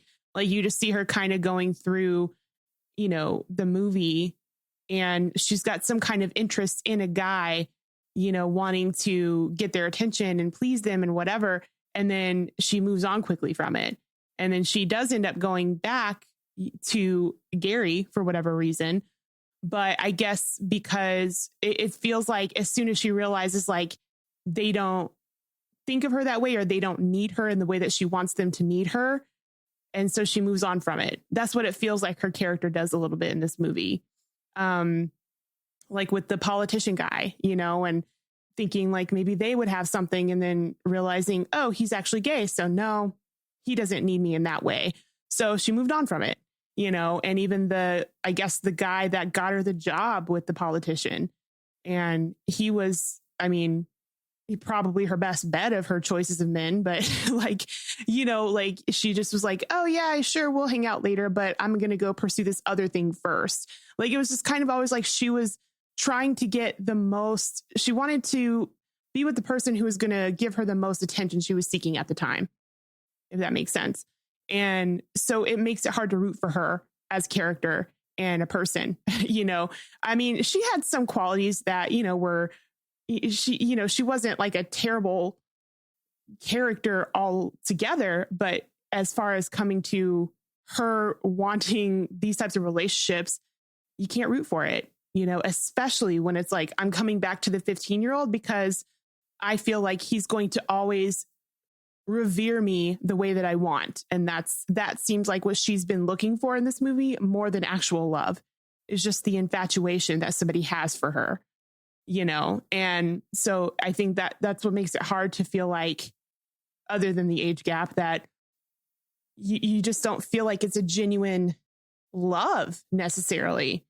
It's just, this makes me feel good in the moment, and that's what I want to feel right now. So let me go run after Gary because I know he's going to make me feel that way. That's kind of what she was doing in this whole movie. And then she would get very possessive and jealous and like weird about him talking to other girls. And it's like, you're a 25-year-old woman. Like, why do you care at all? You know, and it's, as much as it plays it where the 15-year-old is like obsessed with this woman. She's kind of obsessed with him too. So in both spectrums of that, it's bad, you know? And again, I just don't understand why zero people from either side of this said anything to either of them about, hey, this isn't a healthy relationship or a good one. She's too old. He's too young. Nobody said those words to anybody. And that's weird that is how that went. I also think it's weird that Gary just somehow was just really a super entrepreneur at 15. Just, what did he open? 2-3 businesses in the span of this movie? And I'm like, how did you do that even? Like, you know, and it's just, and that's why the more I think about it, like, Sterling, your explanation of what you feel like he was trying to do with this movie kind of makes the most sense as far as like why he would make this movie. Like, if it was coming from the kid's perspective of, you know, I am, you know, like his infatuation with this girl and like the big dreams he has as this 15-year-old kid and like trying to be that guy. If it focused more on him and those aspects of him, it would make way more sense as a movie. But it doesn't, because it does put her as sort of the main character. You follow more of her storylines and love stories, romances, whatever, and family stuff. Like, it's more focused on her, but it's almost like, so why are you focusing on her? She doesn't really learn anything in any sort of relationship. The only thing she does is kind of decide, I need to get my act together and kind of do something with my life instead of hanging out with a 15-year-old. But then she ends up still going to hang out with the 15-year-old. So it's just very, I don't know. It seems like toxic as a relationship, but just also like there's no redeemable quality to why you should root for them being together. There's just no reason for it. I do agree about Bradley Cooper's character. Like, he was funny. He did a great job in his role, but I'm like, what was the point of it? Like, the point of it again was basically showing that he's an older guy flirting with this younger girl. Well, maybe he wasn't that much older, but again, her just like clearly enjoying that attention from this other guy.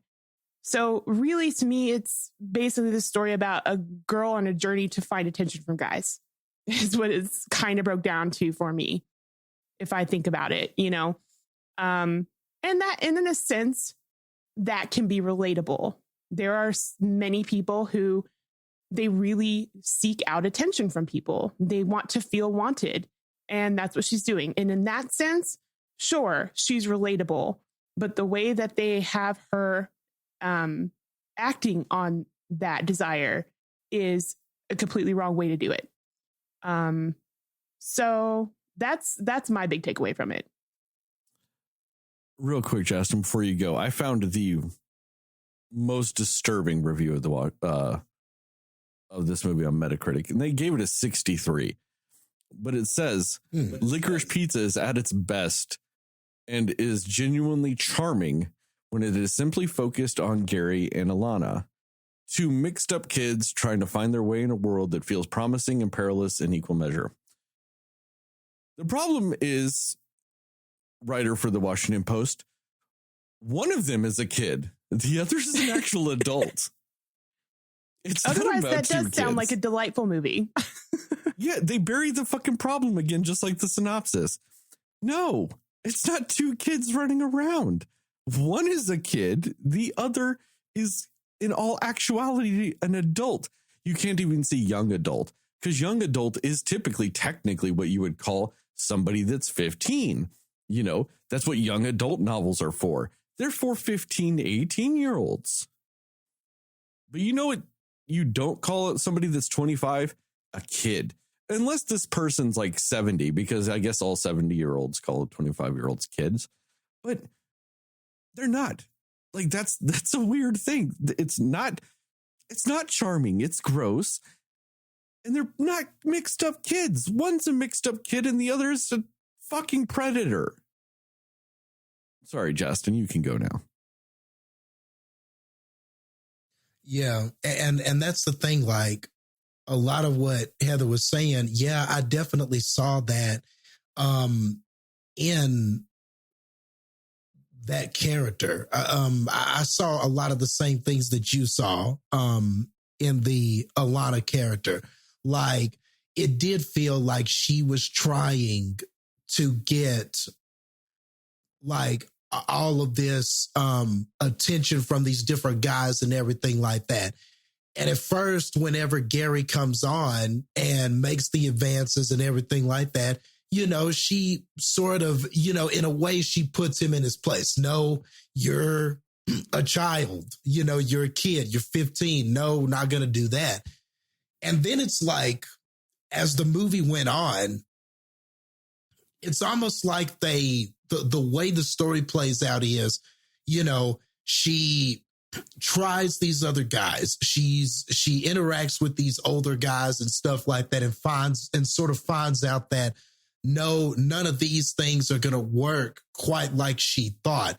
And it's almost as if she sort of comes to the realization that the infatuation or the feelings that Gary had for her were genuine, or at least more genuine than anybody else who she had interacted with in the movie.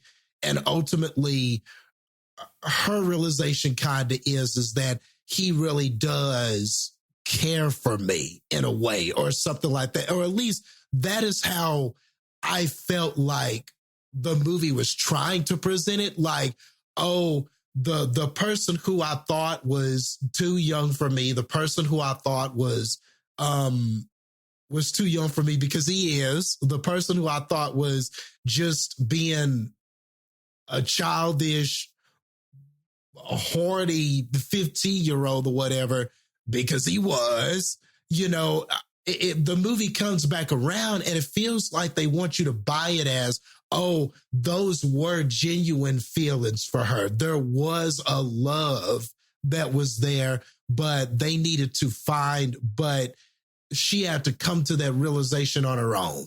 And she had to realize that there was more to his feelings than just what she originally thought it was, is how I sort of took the movie, and that she tried to find it in all these other guys, all these other things.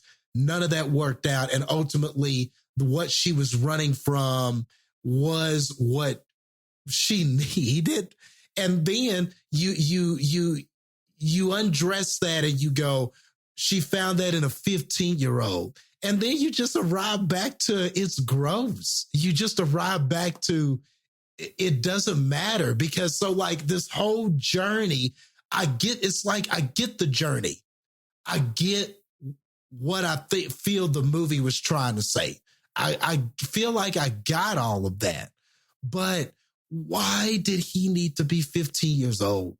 I just cannot get past it. I can't. That's the most difficult thing about this, is that I just cannot get past that. I get the journey. I get the back and forth. I get that both of them were, in a way, trying to find themselves. Him and his acting and these businesses, and he's trying to like do what he feels. And that's kind of what the Gary character was, right? He was this 15-year-old kid, but more mature for his age. And he was trying to have all these businesses, and he was trying to, and, you know, she's talking to him a lot in the movie, like, everything is about you. You know, all you're ever thinking about is you and you and this, that, and the other. And he was like, well, yeah, it is about me and everything like that. So I guess there was just kind of this message of that is what his appeal is that he is just constantly thinking about himself, and he's doing what he feels, and he's doing what's in the moment, and he's very impulsive and has fun and sporadic. And that's kind of the draw. And she was trying to have this more adult uniform life. And I guess she's drawn to him because she's trying to conform to all these things. And here's this person who kind of isn't conforming to anything. You know, he's this 15-year-old kid that's like, I like the 25-year-old, I'm going to go after her. Or oh, look, pinball machines are going to be available and open. I'm going to open up a pinball machine store. He seemed to be like this person who just whatever he felt, that's what he was going to do. You know, oh, waterbeds. Oh, I'm going to sell waterbeds now. I think they're cool. That seems neat. That seems lucrative. I'm going to go after that now. Everything about him was an opportunity to kind of do what he felt, or he was just very much I'm going to go with my feelings type of person. And I just wish this was not a 15-year-old that I am talking about, because when it's a 15-year-old, you're like, well, of course he's like that because he's immature. He's too young. He hasn't had any experiences. Yeah. He doesn't know. He doesn't understand restraint. He hasn't matured enough to understand. So, of course, he is doing what he feels because he's 15. I can't make him this character that I've seen in other movies where they're a free spirit and they're impulsive and stuff like that because they know who they are. And you've got this other character who doesn't know who she is. And that's why she needs the character who knows who he is. It's not really that thing when you're talking about a 15-year-old, because then you can't shake that you feel like his feelings are coming from just a place of immaturity. It's not coming from a place of maturity where you have this man who knows who he is, or this person who knows who they are, you know, or any other movie where it's the woman who knows who she is and the guy is trying to find it, the adult male is trying to find himself. You know what I mean? Like, I think if you are a person who can just look past the age difference and go, this is what the characters were, this is what they were trying to do, and this is why it worked in the end, then, okay, this was okay with you. But if you're like us and you can't get past that, you can't make sense of his feelings other than he's a horny 15-year-old. And I couldn't get past that.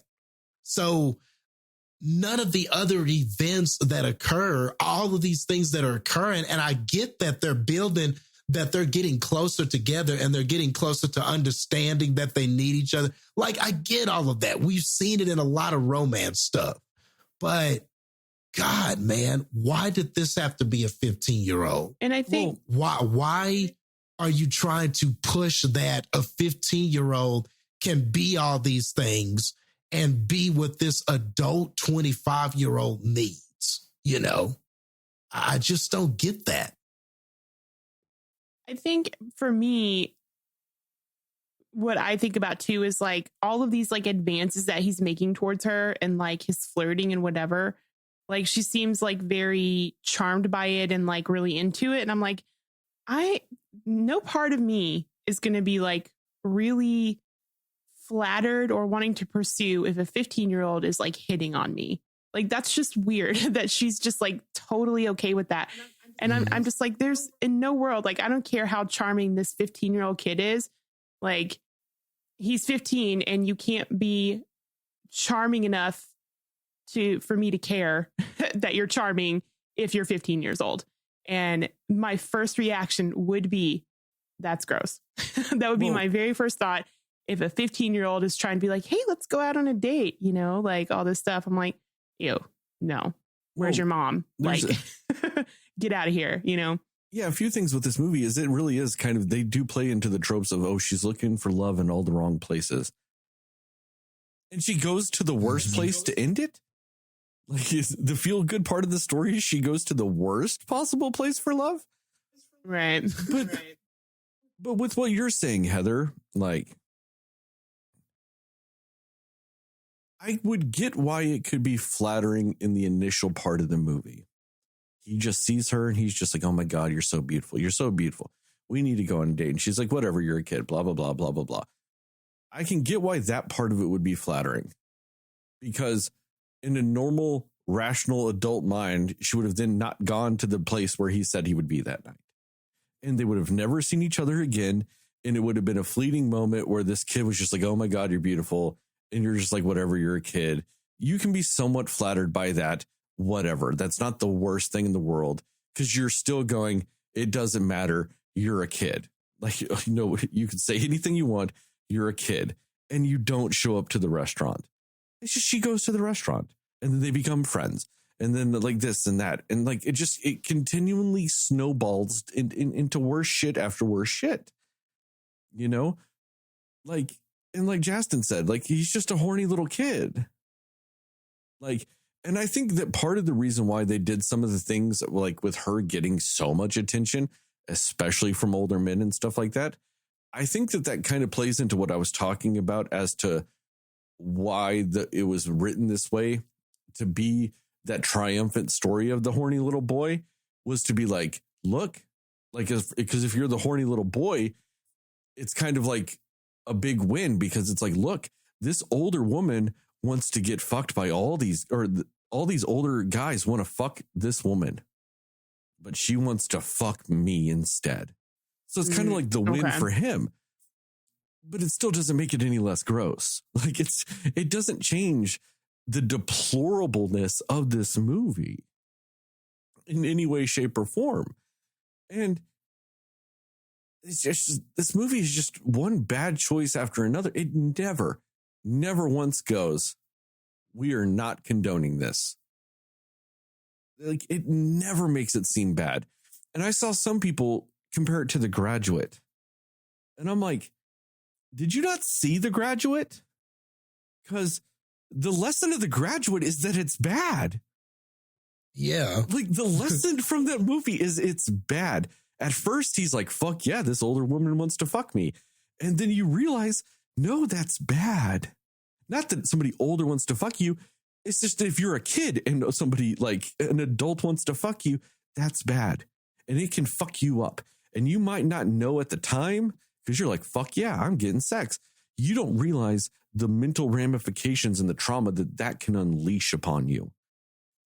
And The Graduate understood that. Like, that's what the movie The Graduate's about. It's not about how cool it is to get fucked by an older woman. It's about, it might seem cool, but it's bad. And anybody that sits there and compares this movie to The Graduate, A, has never watched The Graduate, and B, you like this movie too much and you gross me out. I just don't get it. Like, the first time I heard somebody say that it's like The Graduate, I'm like, you only know the Hello, Mrs. Robinson, essentially part of The Graduate. Right. You watched the first 30 minutes of The Graduate and you stopped. Probably because you were weird and creepy and masturbated and had finished. So you didn't watch the rest of the movie. You didn't see what that movie was about.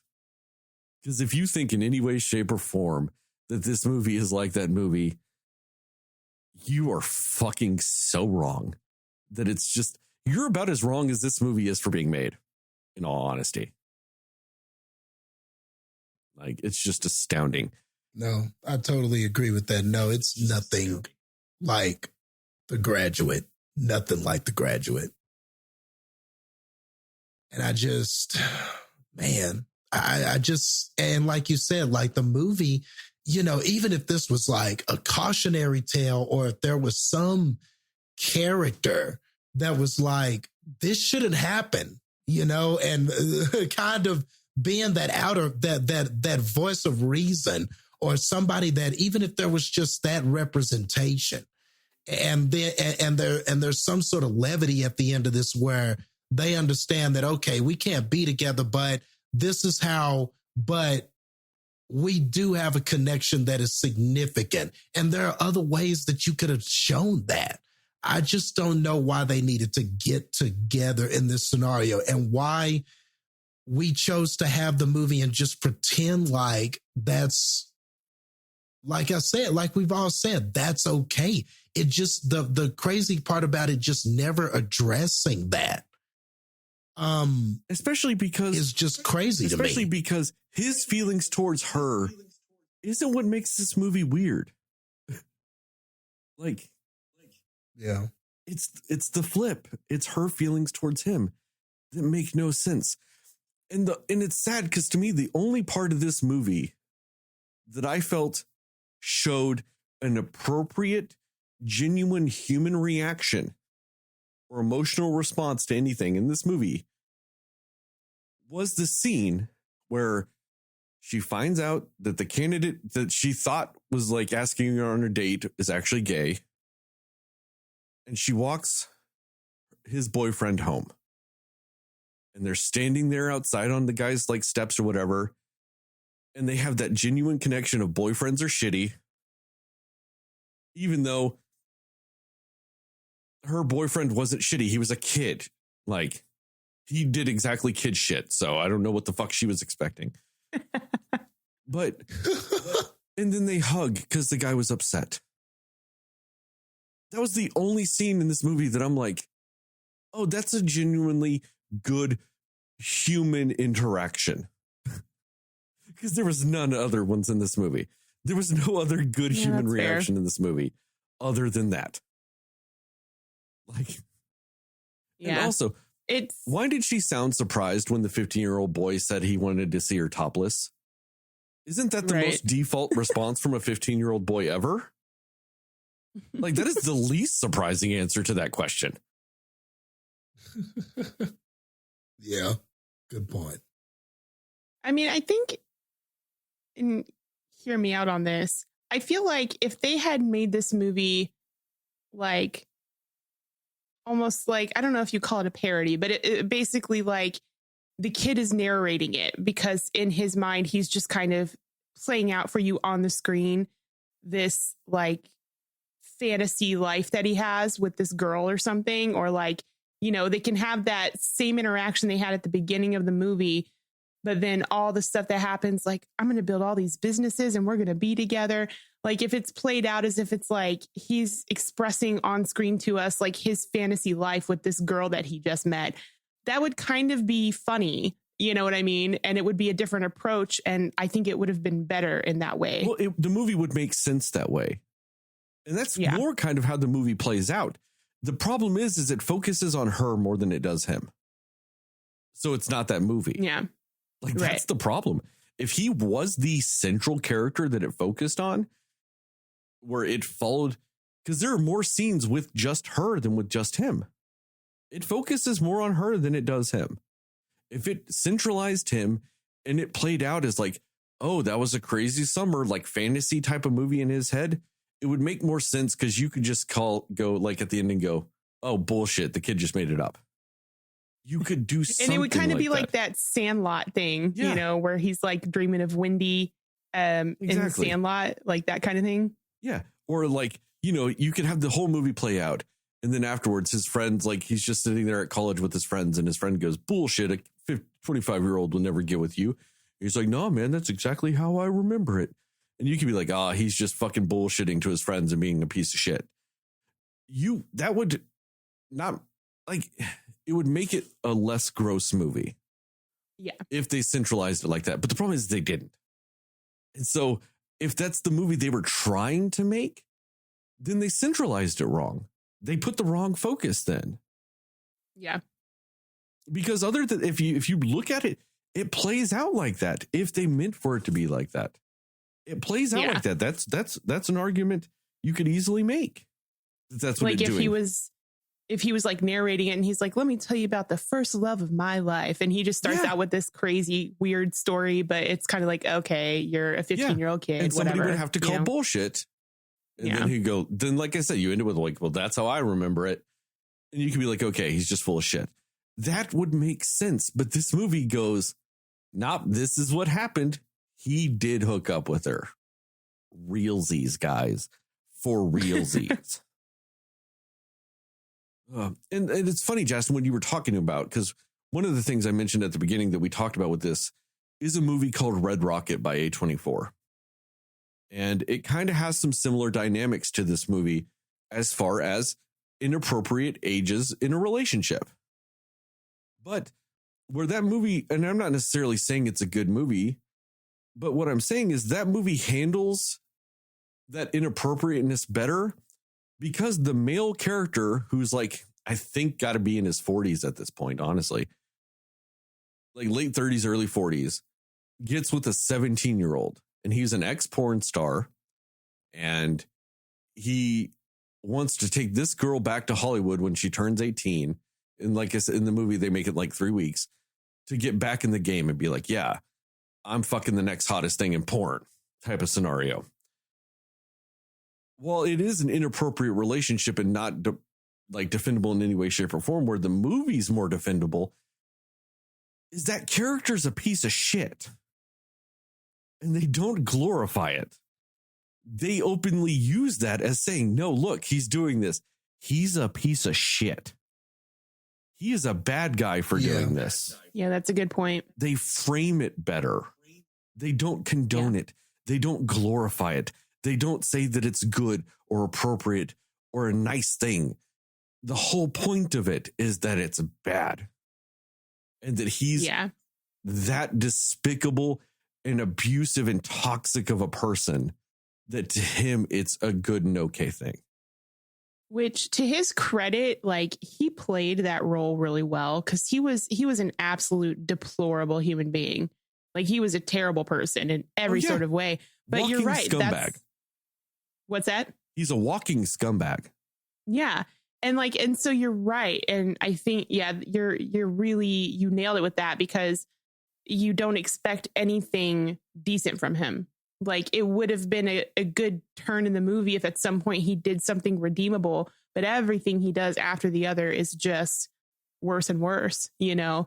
And so you expect him to be this terrible person, and you're just like, of course he would do that, you know? And of course he's just wanting to get with her to benefit his own career and get back in the porn business. And of course he's just like, yeah, she could totally start out in porn at 17. That's no problem. Like, he's just a terrible person. And you could argue that it's a character study of a deplorable groomer. Like, you can argue that it shows manipulation and grooming techniques of a bad, like, child molestery person. You know what I mean? You can argue that about that movie, you know? And it handles that theme better, because you're not rooting for him. You're not rooting for them. You're rooting for that girl to realize he's a piece of shit and not get exploited. Like, you know, like, and the sad thing is in Licorice Pizza, they want you to root for them to get together. And even though I knew they were going to get together at the end, I'm secretly hoping that somebody smartened up and they changed the ending of the movie before I watched it. And they just, they don't. Yeah. And it is that reversal of, it's the older male and younger female in Red Rocket, you know, so but again, the way you said that is perfect. It's like the way they frame it is better. And to be honest, like, as much as like he's a terrible human being, like, I guess everything playing out in that movie that the guy does, and the way that he's talking to people, the story he's telling, like the way he tells stories, even, like, it feels like a completely super real human that you would just meet on a regular day. He played a very realistic, just terrible person. Like, he was very believable and very much felt like a real character. Like, he wasn't like written for this movie. He was just a person that they were like, you know what, I'm gonna watch all his moves and make a movie around this person that's real. Like, that's how good he was at being just this naturally terrible douchebag, if that makes sense. Which is funny, because he wrote, directed, and edited this movie and starred in. Oh, did he really? Yeah, that guy wrote, directed, edited, and starred in it. Well, good job for him for being super believable as a douchebag and writing a douchebag so well. But, you know, I just think, like, I will say, though, like, I didn't like either of the movies, but I actually think Red Rocket was more entertaining because of it's not specifically only focused on his relationship with this girl.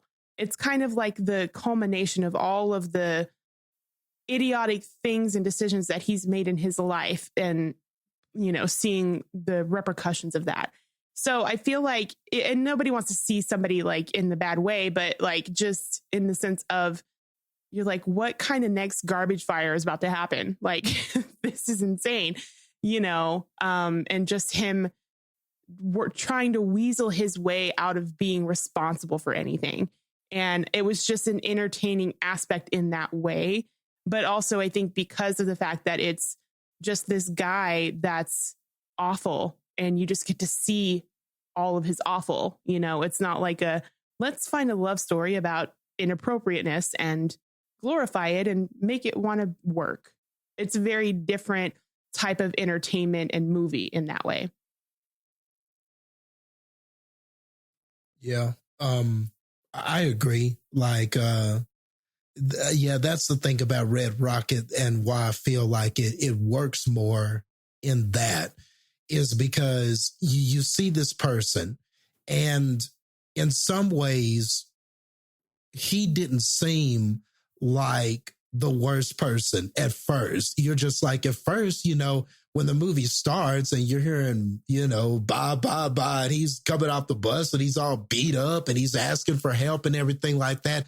Like, at first, you're kind of like, oh, man, what happened to this guy? Or, you feel like he's down on his luck and he's trying to get jobs. And, as the story is going on, you kind of are like, man, the guy just needs a break. And then it's deplorable decision after deplorable decision after deplorable decision after deplorable decision. And the realization that you make, because it was actually a quite interesting movie because I don't think the character made any realizations, but I felt like me as an audience member made the realization that like, and you just arrived to that conclusion that, okay, this is just a terrible person. And this is just an endless cycle that he has been creating himself. Like all this, not only was he a toxic male, but he brings this on himself and he's just going to continue to do this. Anybody that's near him, it's almost like instead of the Midas touch, it was like the poisonous one.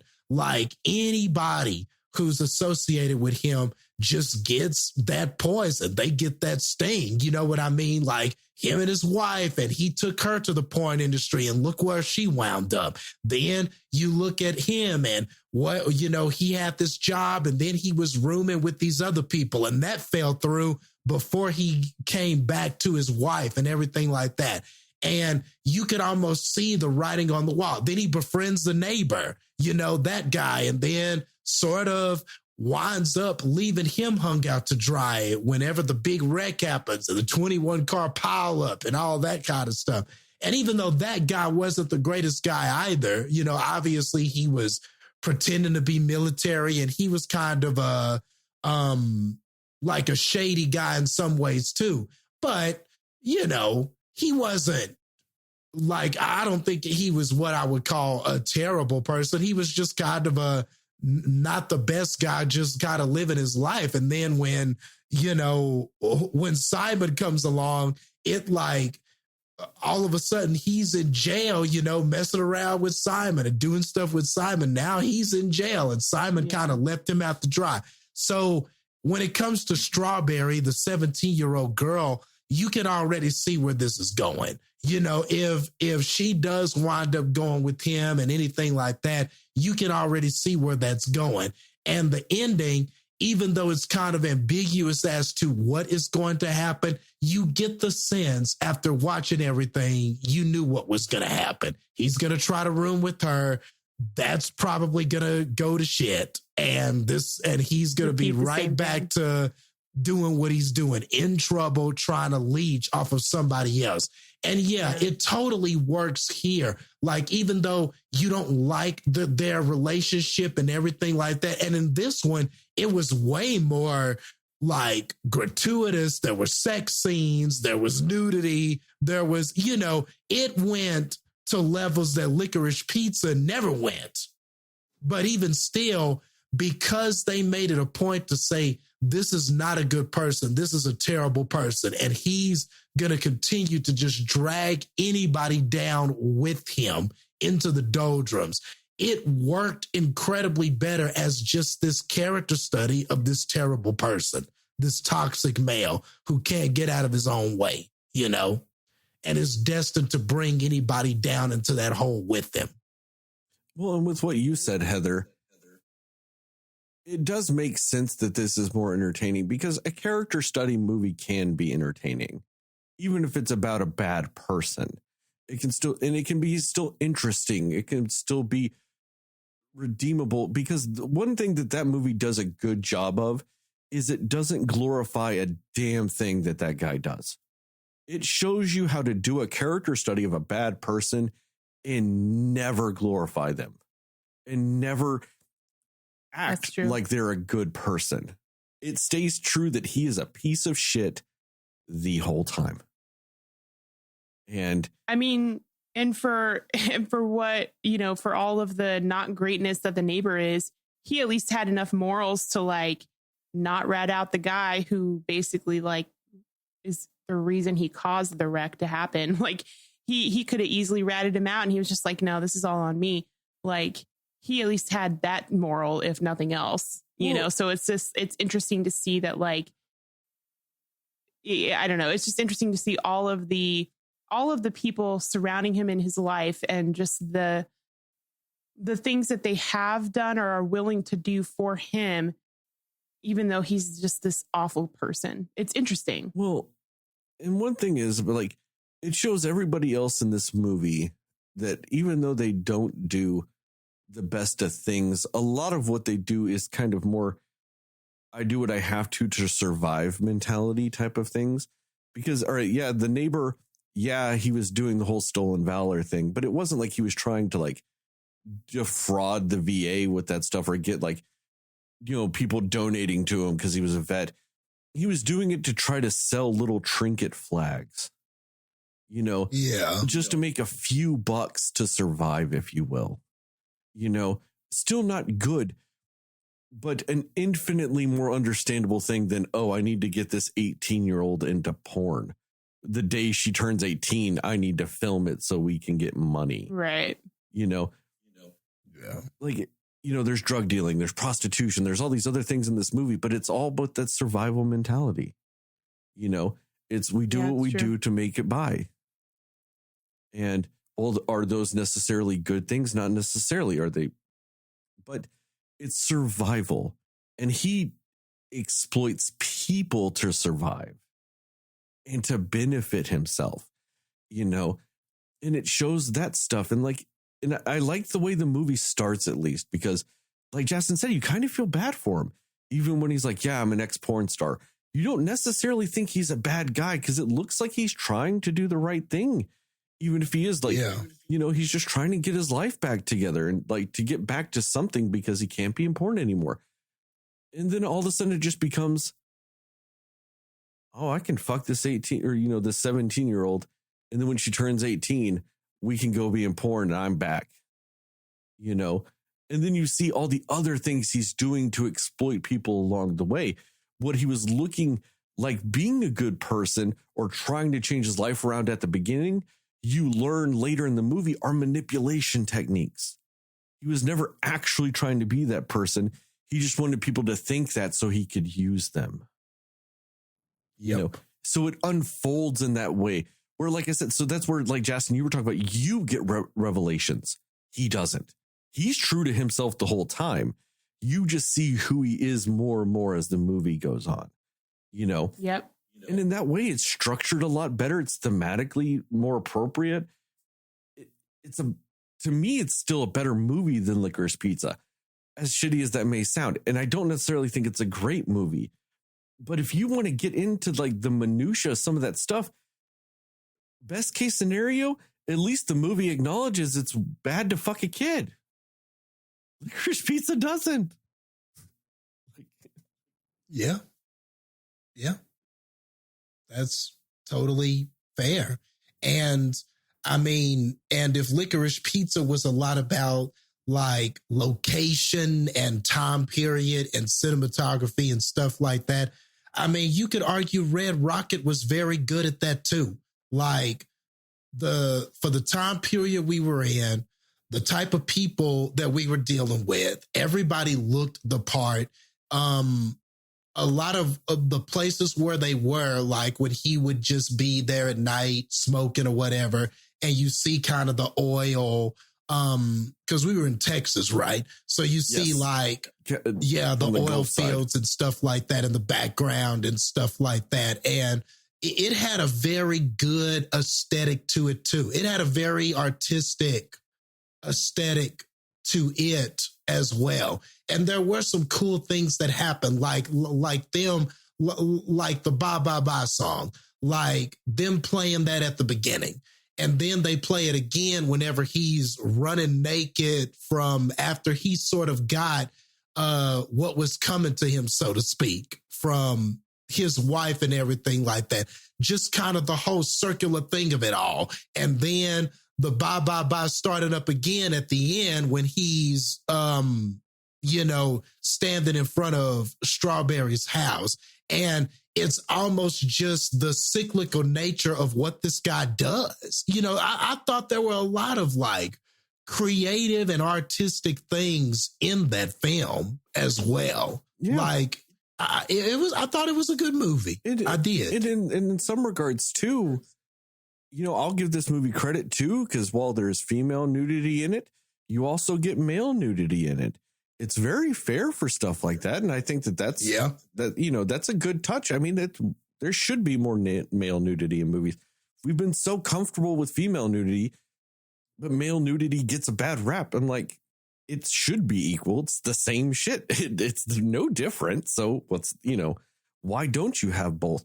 And it does make it feel less exploitive with it, because this was that woman's first role in a movie. And I think it does make sense if, like, in the context of the movie, if the director / writer / star of the movie is asking you to be naked and you find out in the movie he's going to be doing it too, you're like, okay, like he's willing to do the same things he's asking of me and putting himself out there in the same way. So there's those aspects of it. The fact that, once again, and I can't stress this enough, the movie says fucking kids bad. I mean, I understand that sounds weird that I have to stress that, but only one of the two movies we've talked about tonight said that. So, which is a bad average.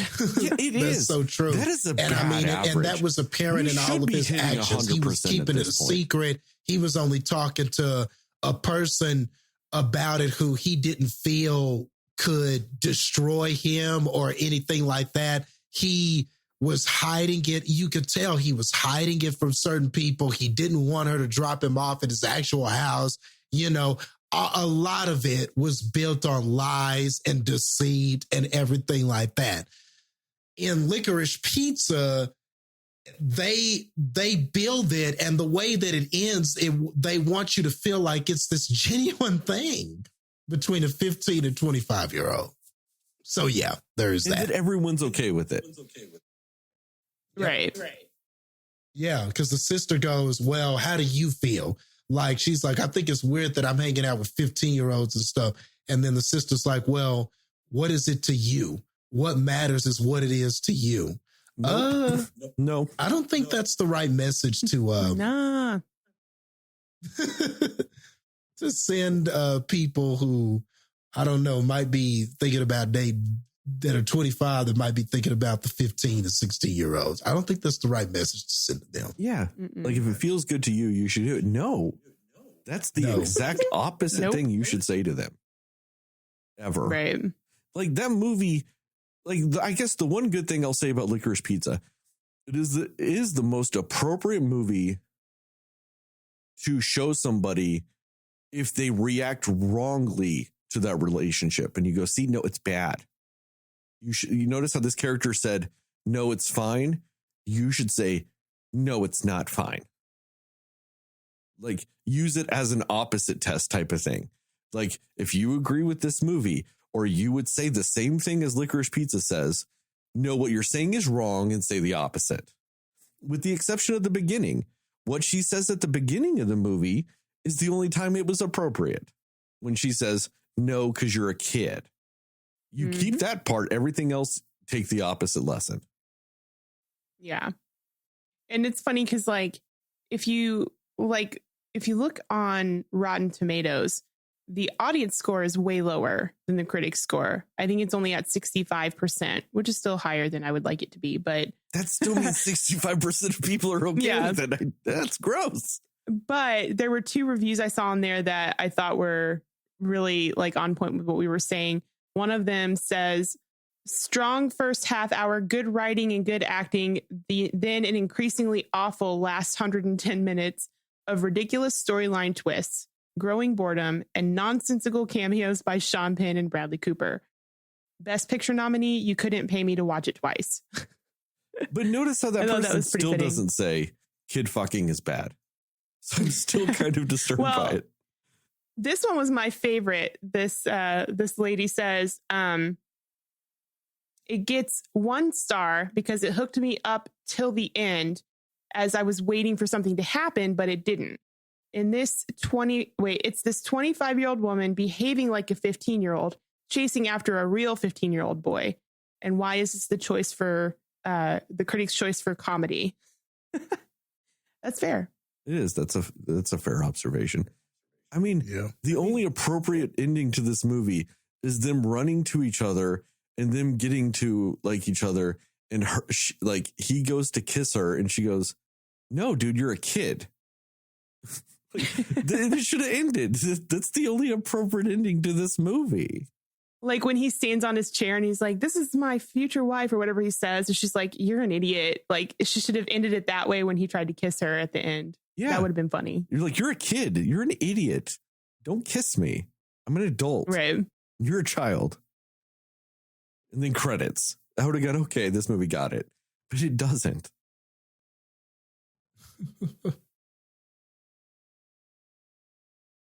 All right. You guys got any more thoughts about this movie? Or Red Rocket, for that matter? If you want to talk more about that, that's fair too. I'm good. I'm good. All right. Well, thank you guys for listening to this episode of the Cinema Slayers podcast. Check us out on the internet at www.cinemaslayers.com or Facebook, we're Cinema Slayers Podcast, or Twitter and Instagram, we're Cinema_Slayers, or TikTok, we're Cinema Slayers Pod. We are on YouTube now. It is just audio only for the next 13 or 11 episodes. And then I guess 10 with this one.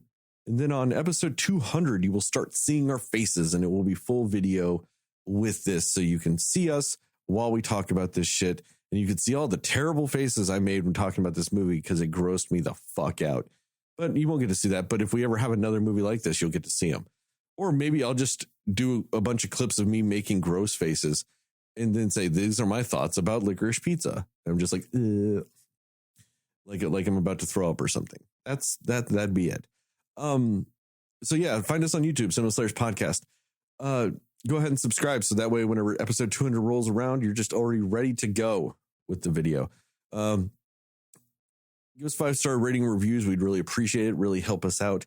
Tell your family, tell your friends' family, and tell your family's friends. But especially tell them not to watch Licorice Pizza.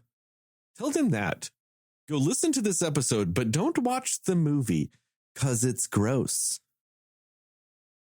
And as always in the podcast and the TikToks, just remember, according to Justin, Moon Knight is Best Picture winner.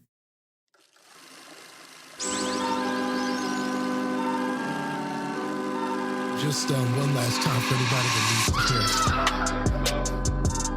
Somebody You should not support or condone Nobody knows anyone, anything but you. anything, or any movie that says it is okay for a 15-year-old someone to date a 25-year-old someone.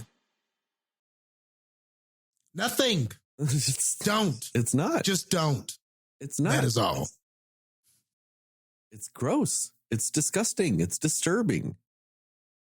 Of all the types of things that people have issues with, that should be high up on your list. Why is it not high up on anybody's list? This should be high up on the ew list of 2021. Why are we 3 months into 2022 and there have not been enough people saying, no, this movie's gross and it came out last year? Why? Why do I own this movie now? I feel like I need to write Apple and go, please just keep my money, but take it off my account. Right. Like, just get rid of it. I don't want it to be in there. It taints my other movies. Like I said, keep your money. That's fine. Whatever. You already took it. See, now I actually don't want them to keep my money either, because then it goes to the people that made this movie. Son of a bitch. Just, oh no. Like, get your money back from them, but Apple can keep my money, but still take it out of my account. How about that? Apple, you keep my money, just take it off my account, and then go take your money from them because they don't deserve it. How about that? Let's do that. Yes.